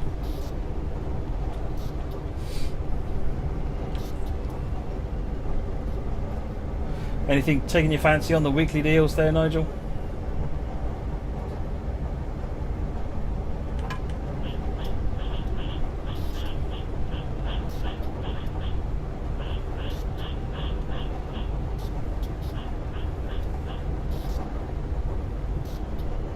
So on Sandpatch you're running CSP, Chessie Seaboard Pink. No, my trains are OMG, wow, that's Pink Railroad Company.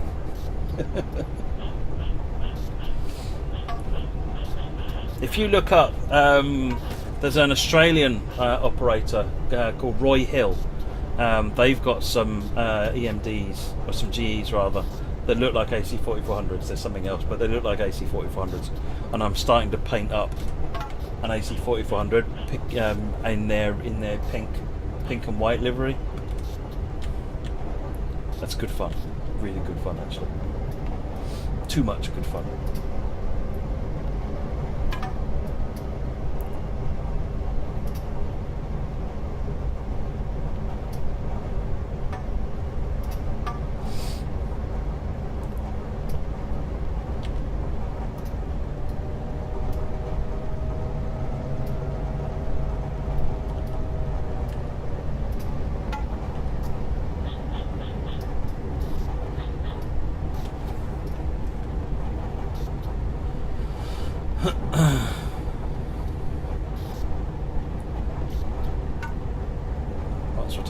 Make the most of it.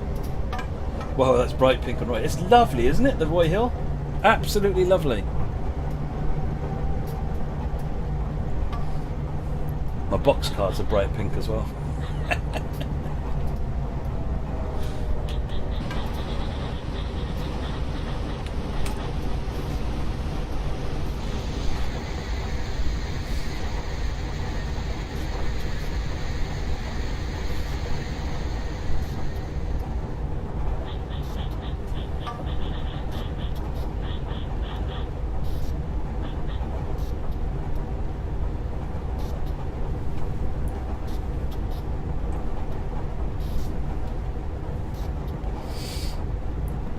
Right, we'll get through the tunnel and then we'll be on the run up to there. Then we go to Gilbert North 53. A couple run round via 53 and couple to the cars and depart for Augustin 81.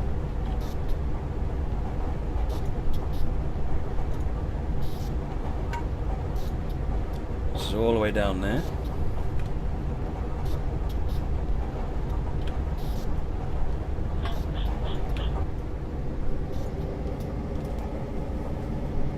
A pink big boy.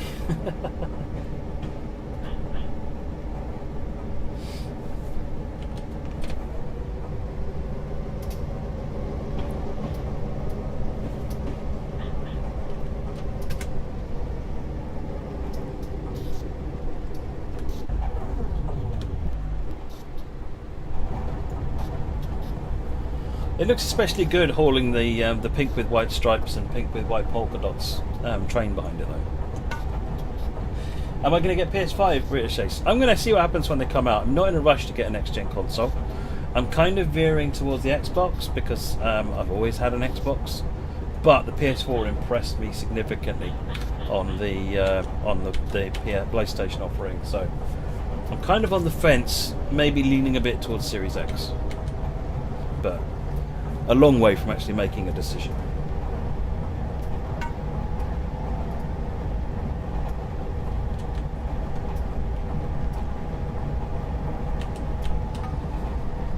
Right, let's drop the hammer, get up this hill.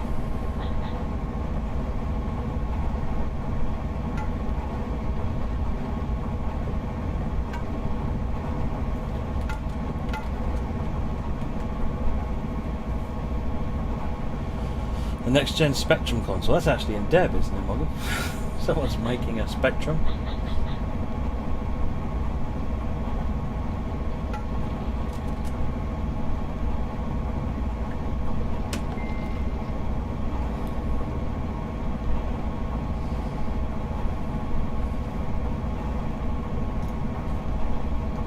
What time am I streaming till, Jordan? when this is finished. This is my last scenario. I had to start again because I goofed it.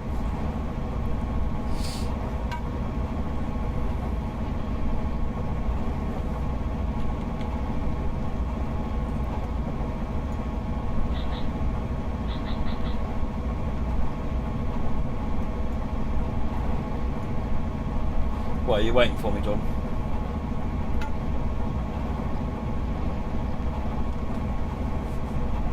EMR knew if he looks like Cadbury insurance.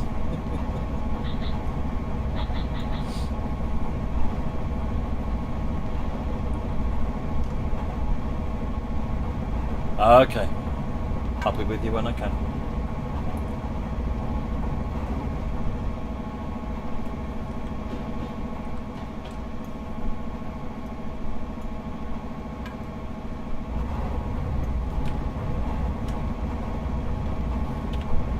Right, where are we? We're coming up there, running off into there, and I believe we're still going to South 61.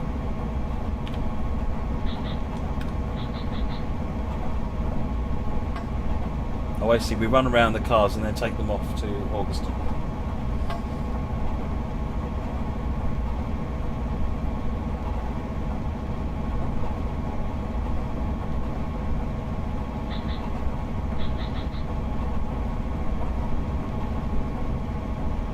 Practice makes perfect, absolutely. You'd expect so, wouldn't you? But apparently not. Why can't we get Train Simulator on console? Because Train Simulator was written long before consoles were considered to be relevant for train simulations. The game's not written with consoles in mind. The technology inside it is too old and wouldn't be compatible with consoles, and it would run very poorly on a console. So you'd have to write it again. Basically, you'd have to scrap it and write it again, and that's kind of what TSW is.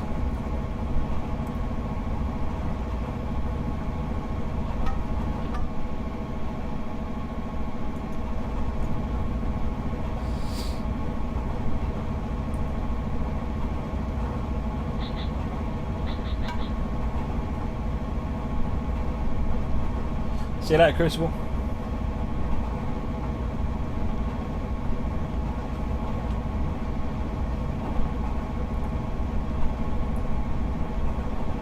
What's my best train? My favourite train, modern UK train, is the Class 395, the Javelin.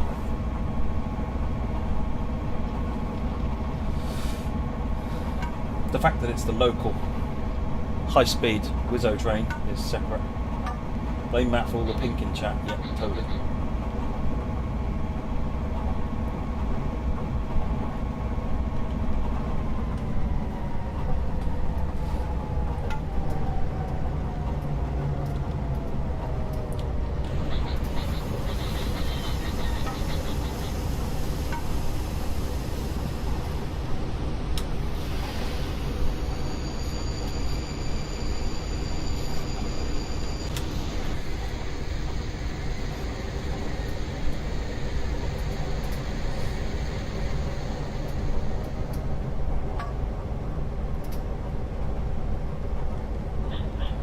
Hey Chris, this route, Red Train, is the Majestic Falls Railroad.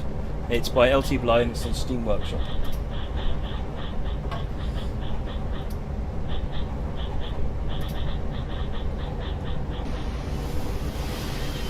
Right, so we're going to drop these cars in 61 and then we'll move down to the far siding so that we can run round via 53.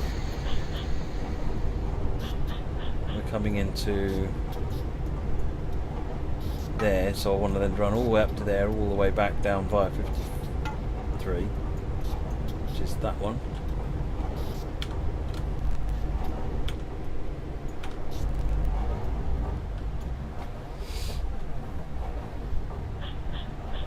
Hello there, Goldeneye.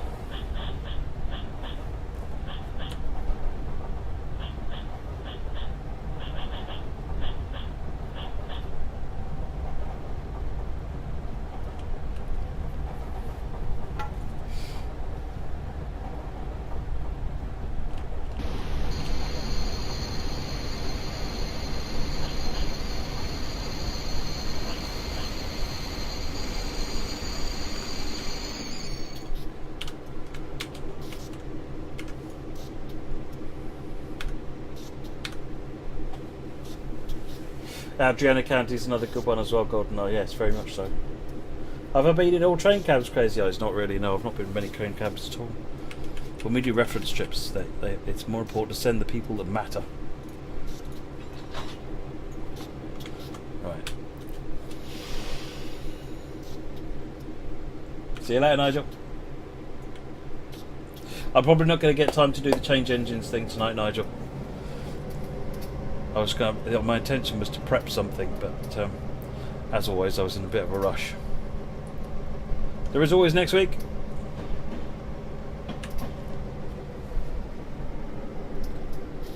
Jill, hello Jill.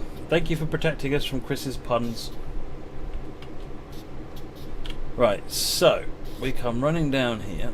Again, we can follow the blue line to make sure we're okay. We'll come down to about there, and then we'll come back up and run via 53 to go past these wagons. And we run all the way past, back up, a couple up to them from the other side, so that we can bring them south.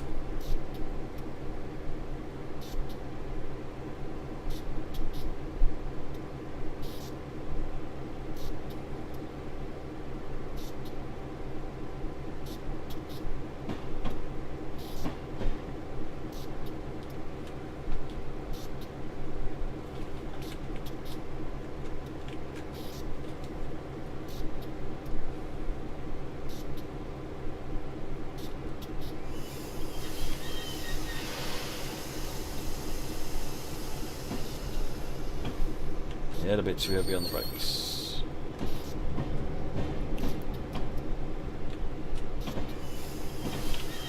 Right, so now I need to pick that one up, and that then routes us via there. Let's check the blue line at the other end. Got a blue line there. Got a blue line all the way back out onto that side, which we won't need because we'll be backing up onto those.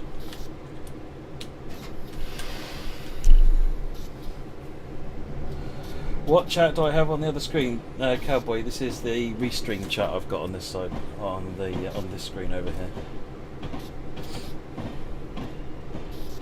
It's your birthday tomorrow, is it, Jill? Happy birthday!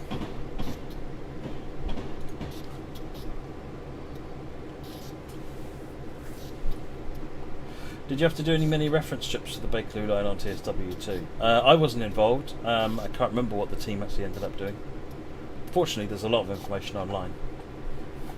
And we got some good advice from TFL as well.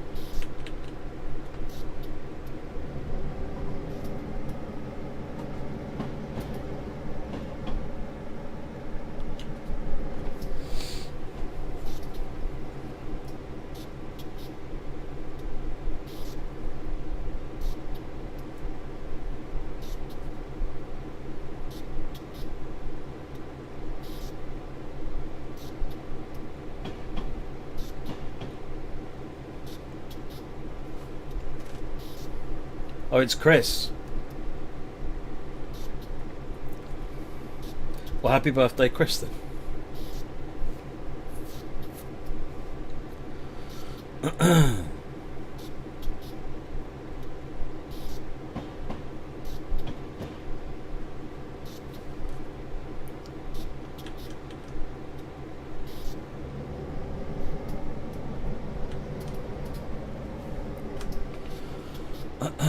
South 61, which is background here, so we can still working our way to the end here, and then we can back up onto 61, couple up to these freight cars.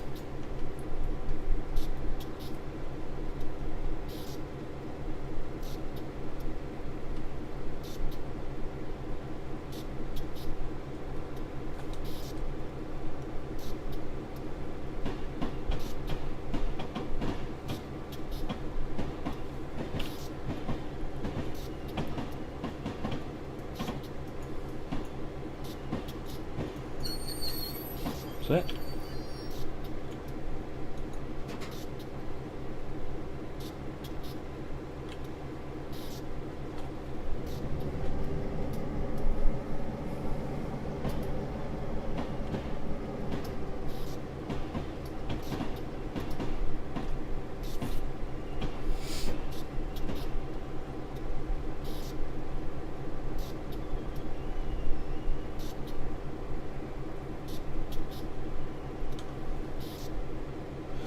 How does it feel to be stuck at home? I don't notice the difference, to be fair. It's fine.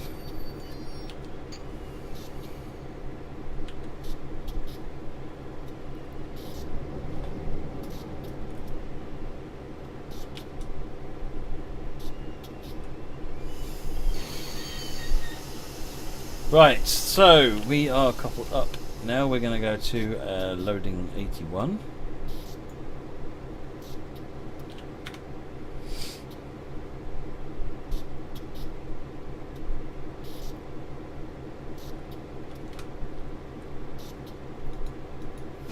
Right, you're authorised to breathe to August 81. Maybe better off at the office now. Aircon, yeah, there is that. Absolutely.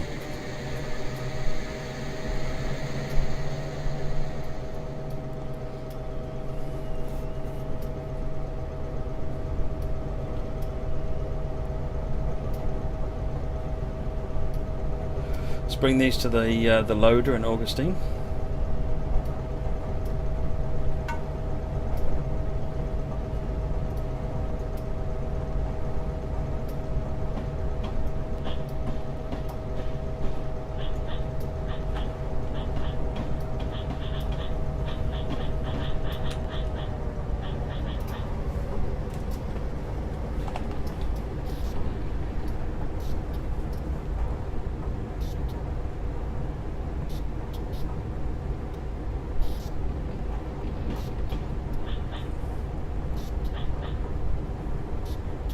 But working from home, you can sit there in Hawaiian shirts drinking all the cold drinks you want.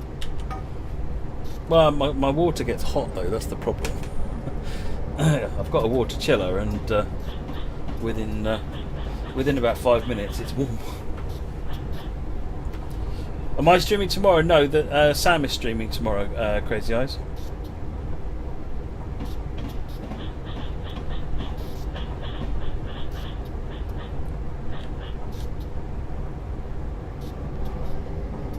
I went out and had myself a mint magnum to have a break earlier on. It was glorious.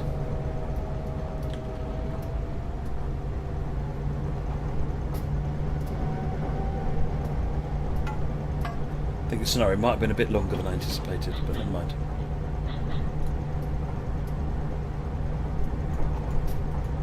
Right, we're on the main line. We'll get a bit further down the main line and we'll get...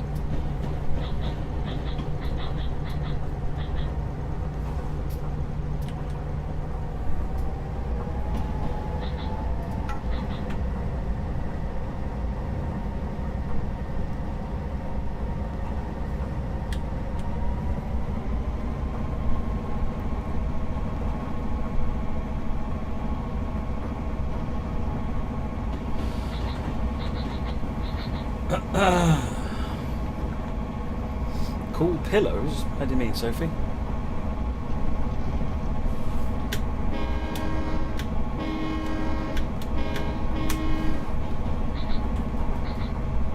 It's a 14L fail. 14F.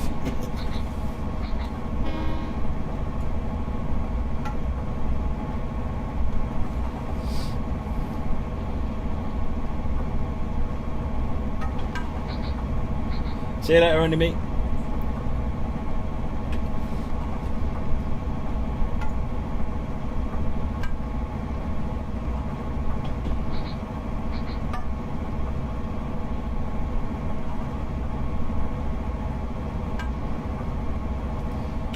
Right, has it opened up any more of this? Yeah, follow the blue line. Good. Augustine 81. What have we got to do? Uncouple and run around via 89 and 83. Couple to loaded cars in 82.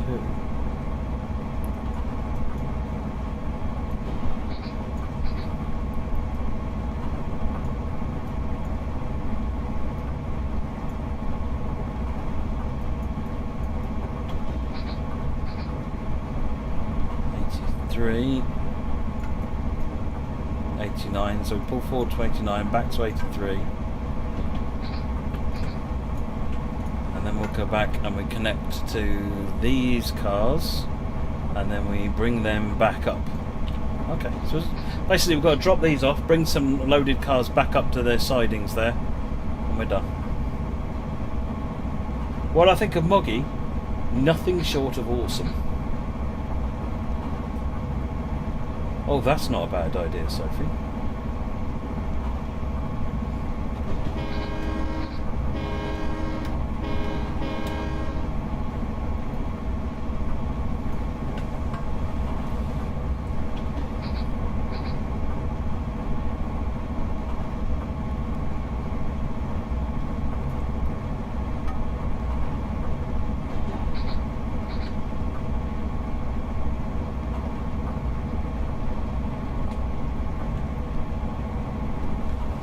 Only 1.3 miles now to the siding.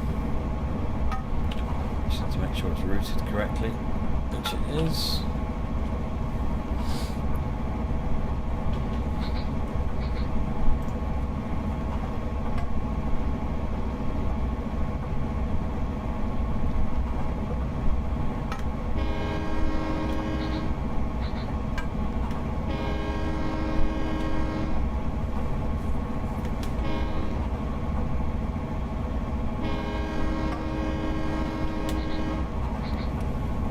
Started that way too early.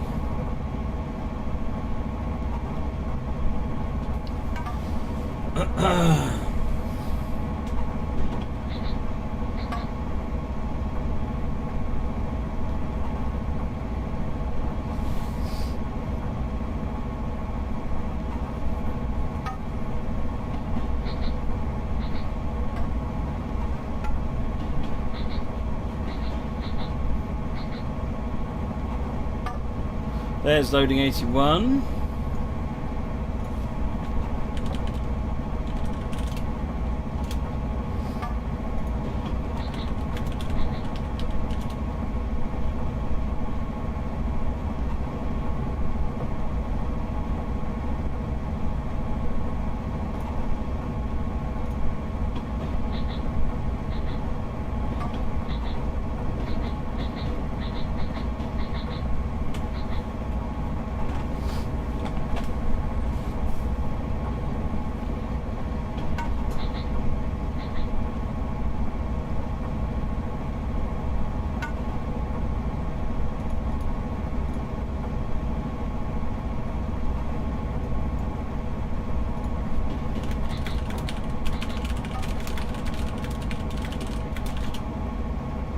Alright, cut the power.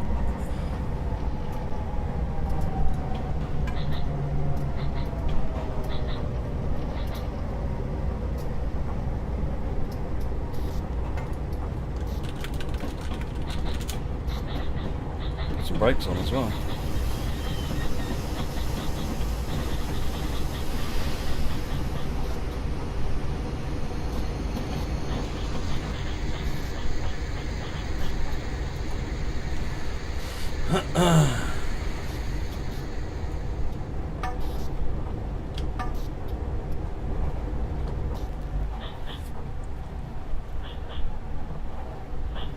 It's one of my favourite things, watching wagons and coaches snaking all over the junctions and things. Something that makes it all look alive.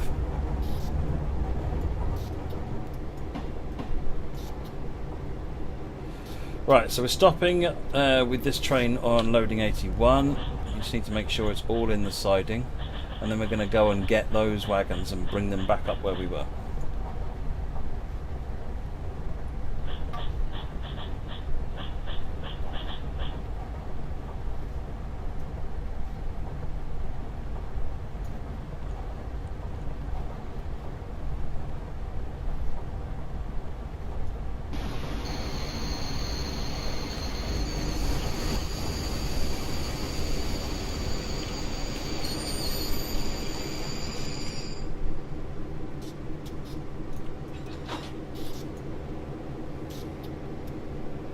Right,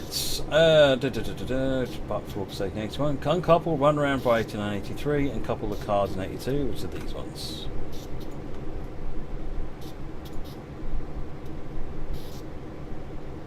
Right.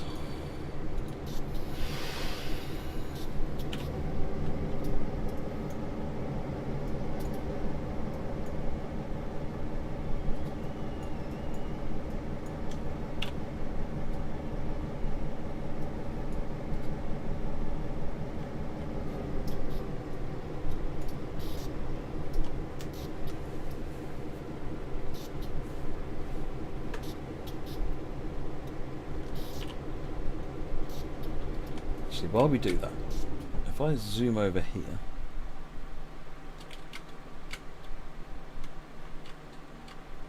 which is one of the other areas in the route, but you can see, look, see how the track is all bent and wibbly, and it's amazing to drive over. It's very difficult for the author to achieve this kind of effect, and it looks amazing.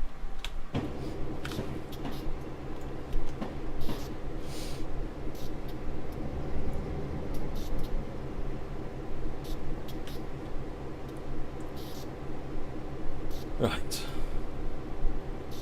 It's PP89.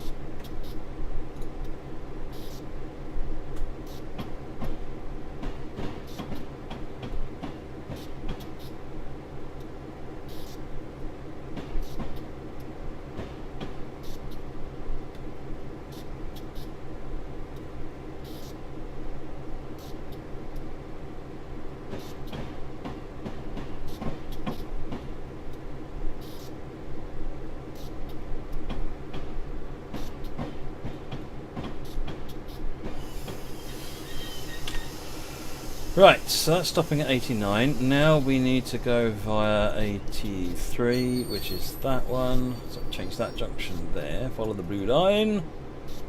Change that one, follow the blue line. That will get us up, and then we come back out onto that road.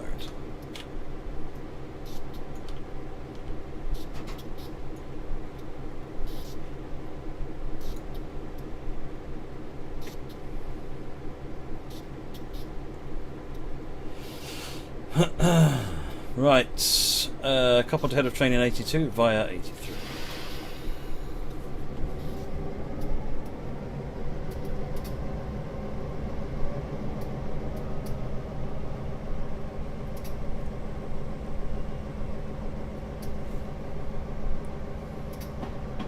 Flying Scotsman, no, this is Majestic Falls. Same author, I think, isn't it?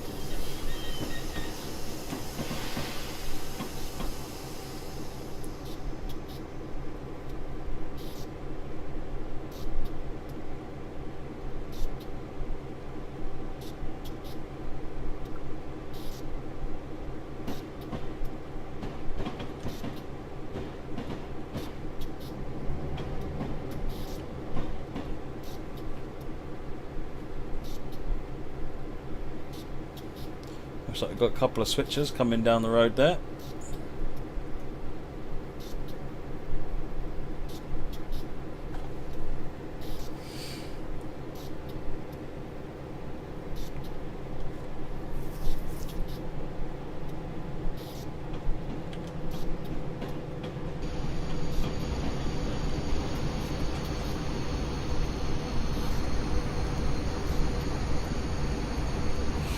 Don't actually go very far with this one. It's the 15 mph limit that makes this scenario take so long.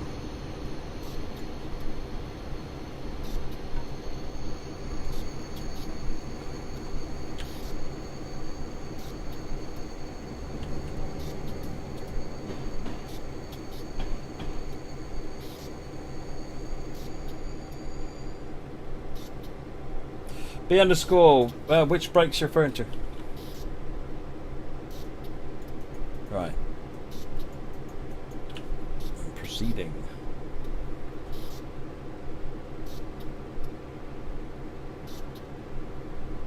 Get those wagons and freight cars over there.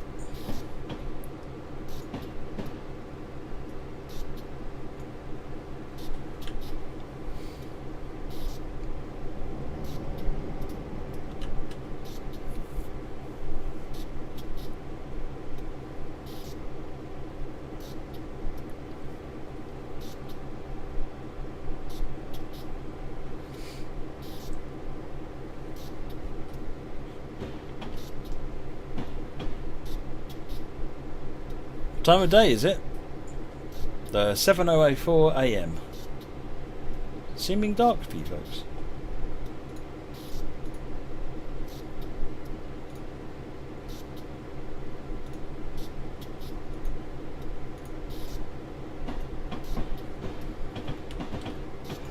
Brakes on. Okay. change that junction, change that junction. Blue line carries on across, and then always clear yourself another junction, or maybe even 2 junctions out the way. Give yourself plenty of, oh my god, it's not stopping space.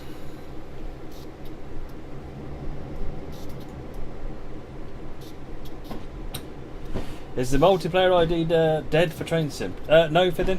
It's just there's no plans to announce about that at the moment, but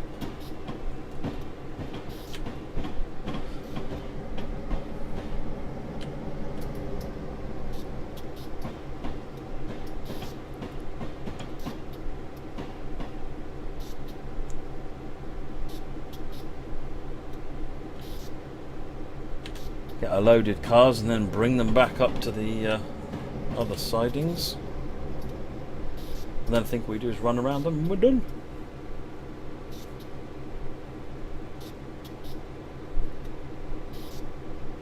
This is a nice route though. There's lots of operational possibilities because you've got, you know, you've got lots of stuff going on here. You've got a Y up here which is useful.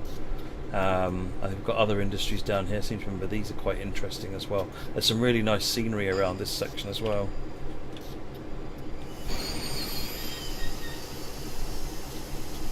It's fine. It's fine. No problem there. You didn't see that, did you, mate? It's fine. He's just sitting there going. Which route is this, Gonzalo? This is the Majestic Falls Railroad, which is a steam workshop route by LT Bly. Right, you have clearance to depart for Gilbert's.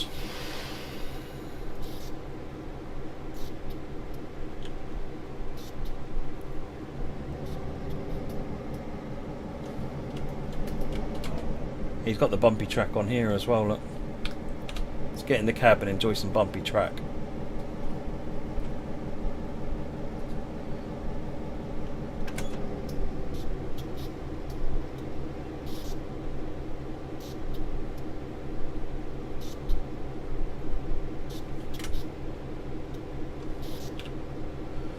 Right, we are going. I think I left all the wagons behind. I hit them so hard. I thought it had coupled up to them. Smashed the coupler to little pieces.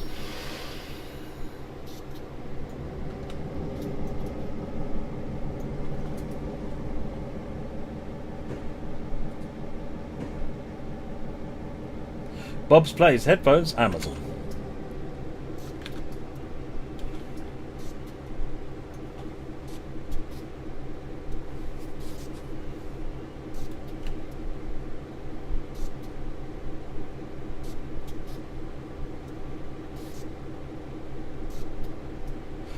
That's odd, Rob, because I'm not using anything special on my install.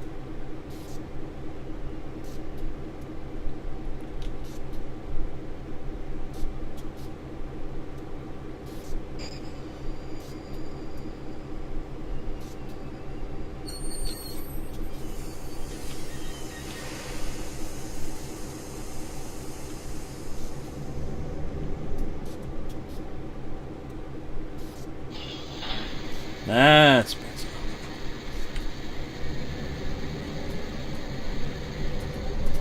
That's it, feels a bit heavier now.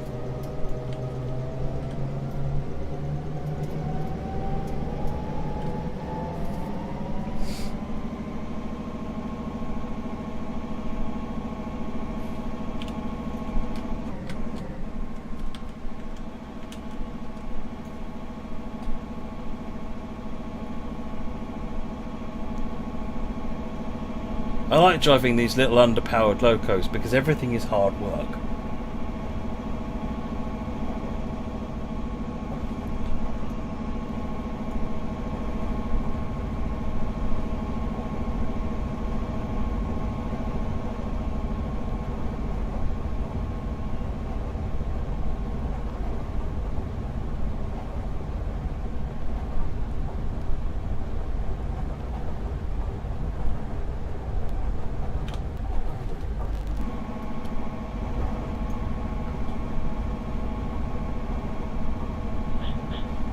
Tomato, you just bought Northeast Corridor and Rapid Transit. Excellent. Have you got the 182 yet for rapid transit?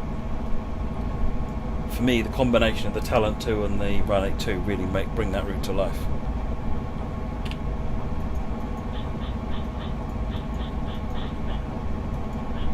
Right, bring these back up to the yard.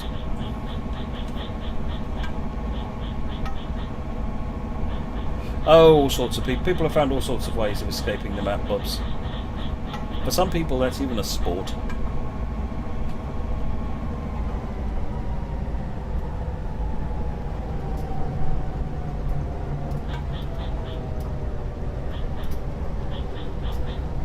Hey, K-Dog, how's it going?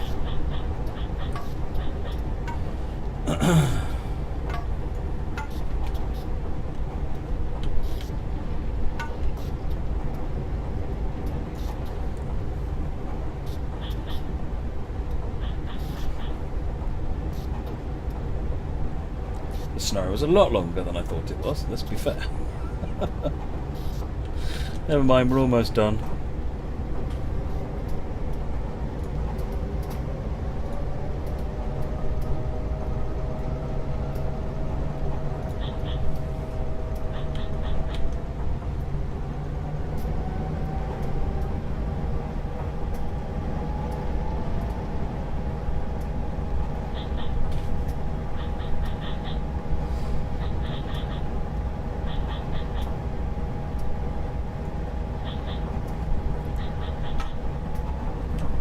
Right, full power.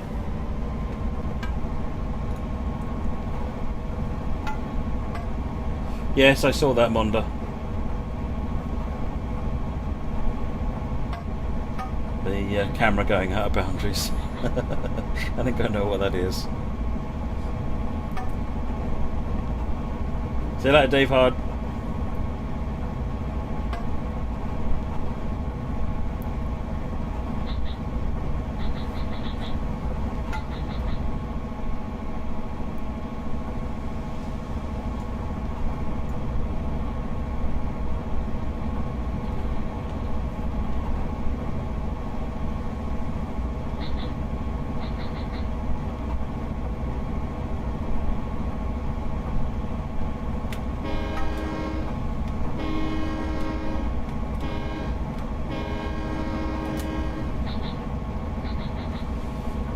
Hey there, I'm Crazy. I'm doing well, very well, thank you. See, there's just little details like this old line over here. Look, just tremendous little details throughout. They're throughout the whole route. All sorts of things.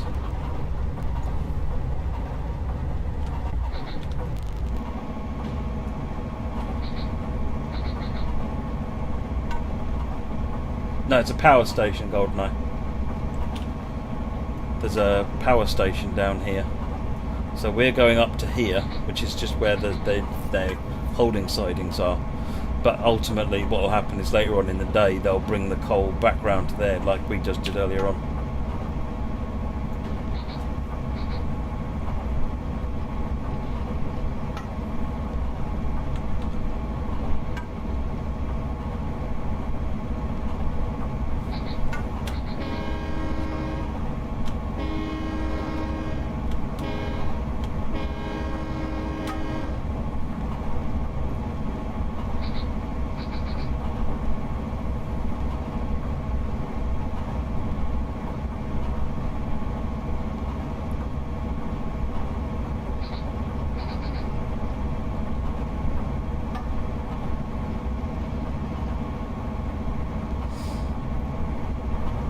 Hey, Cake how's it going? Right, can we set the path in yet? Yeah, should be able to. South 61, which is where we're going back to. Excellent.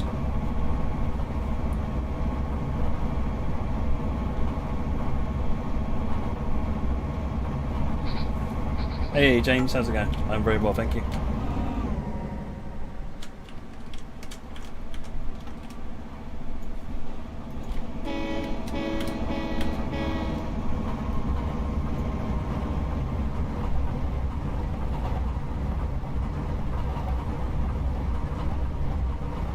Tell you what, with all this weight, I'm a little bit nervous about stopping, but I have faith.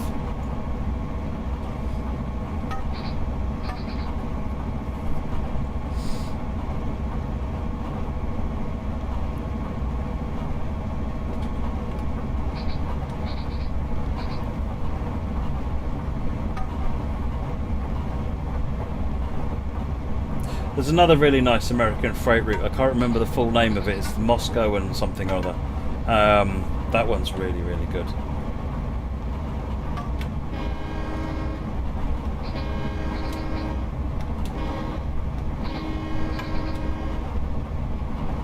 Wanted to explore, just added it to your wish list. Got the Iron Peninsula Corridor. The F40PH2 Cat was fun in TS2020. The F40PH2 Cat is really cool. It's one of the ones I enjoy driving. It's got really interesting manually lapped brakes, and it's also got, as well as manually lapped brakes, it's got blended brakes with dynamics, which is really, really unusual for America.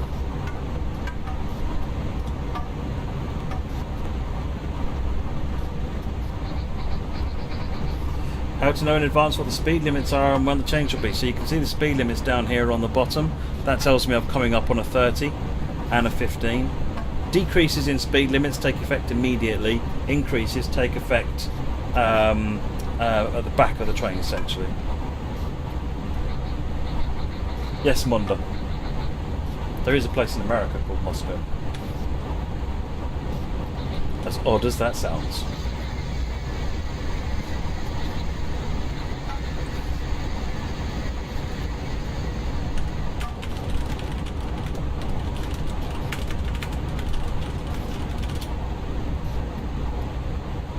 Moscow, Camden and St Augustine. That's the name of the route. So it's got Moscow and Camden. It's just weird. Bob's plays, you walked from Reading to London Paddington. In the game or in real life?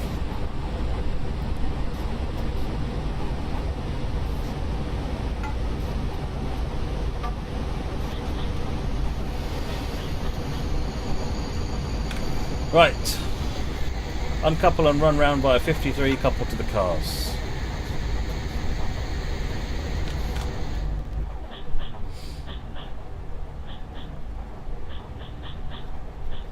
And then that'll be this train ready for a later departure later on in the day when the power station needs a top up.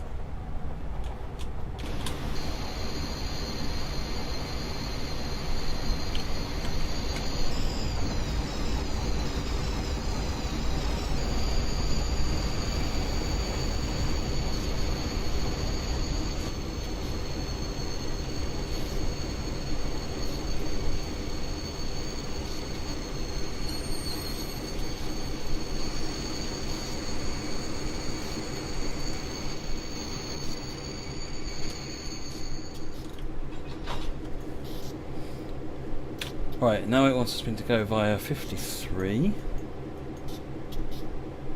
which again is the one next to us, so let's just set that one, blue line through.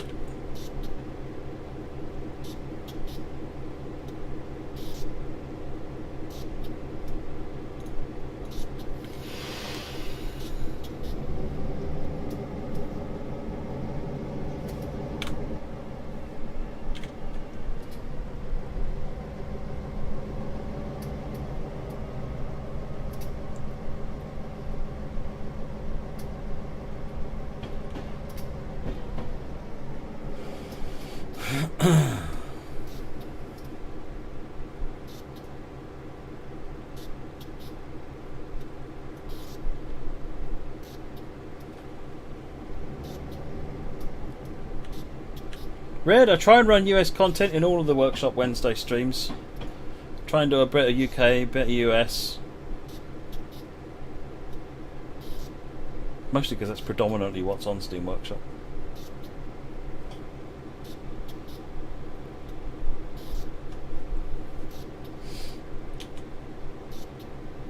I like running US content. I like running all content.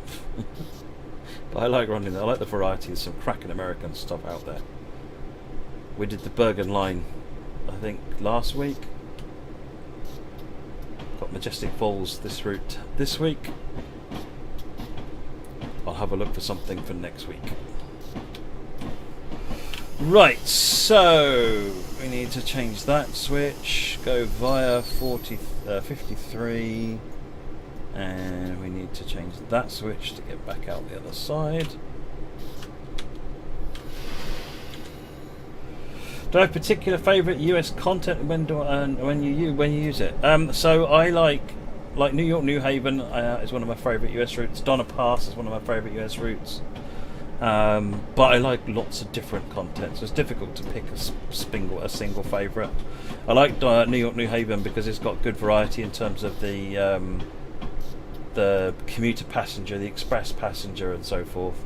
I like the. I've not really used the Croton line very much. I imagine that would be a favourite too. That's got some really nice variety. But I like routes like Donna Pass and Canadian Mountain Passes because there's just sometimes you just want to haul a big train.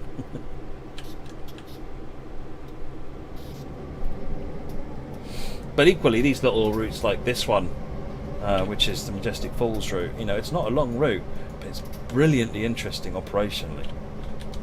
So much you can do on it. And locos like this and Repo's GP20 are some of my favourite locos to drive. Just again, I like the underdog locos, the little ones. The 18N Consolidation 280 again is another one. Airspeed, just got your mate to buy a digital deluxe. That was 2 hours ago, and you haven't heard from him since. Well, hopefully that's because he's having fun. You like the Highline route, DJ GoldenEye? Yeah, the Highline route didn't really appeal to me as much as I hoped it would, but it's because it's a different type of route. I feel much happier bumbling around in the little route rather than blasting along at 60 miles an hour with American stuff. You're going to walk the main specific barn tomorrow, Bobs. Are you picking up the collectibles as you go? Bessemer and Lake Erie. Yes, I have played that RJC. Yeah, and that's good. And it's Steam as well, which is even better. The Cane Creek. Is it Cane Creek? Clear Creek. Sorry, Clear Creek. Is another one I really enjoy as well.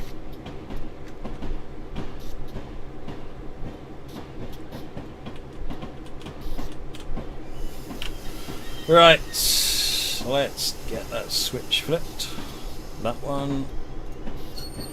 And couple back up to there.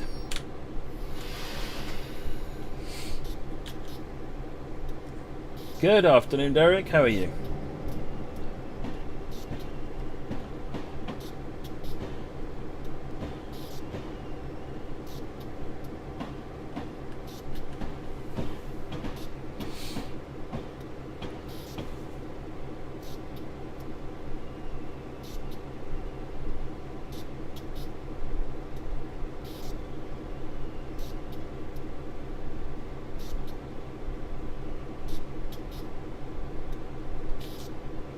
Try not to destroy the coupling on this side.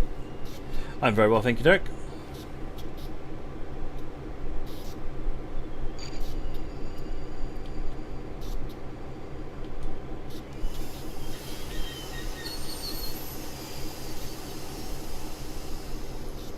I think we're done.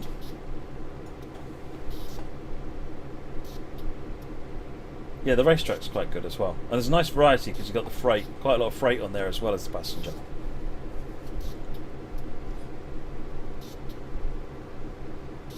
Fun begins all over again soon. Time for a break before we set off again, which we'll not do right now. Right then, folks, so what we looked at today, we looked at the Wycombe branch from Hearts Bob on Steam Workshop, a British Steam era route. And we ran the Wycombe freight scenario from Chris89. Again, you can get that on Steam Workshop. And then just now we ran the Majestic Falls Railroad route from LT Bly on Steam Workshop. And we ran the Turn GPS1 scenario, also by LT Bly, which is on Steam Workshop as well. So all this stuff that I've run tonight is on Steam Workshop. That was a GP7, Lorenzo. So you can get all that stuff on Steam Workshop and go and have an explore. There's tons and tons of 30 or 40,000 files on Steam Workshop to look at. Lots of routes and lots of scenarios. So have fun. Alright folks, take care and I will catch you later. I think Sam is back tomorrow and so don't forget to come and give him some support. Alright folks, bye bye.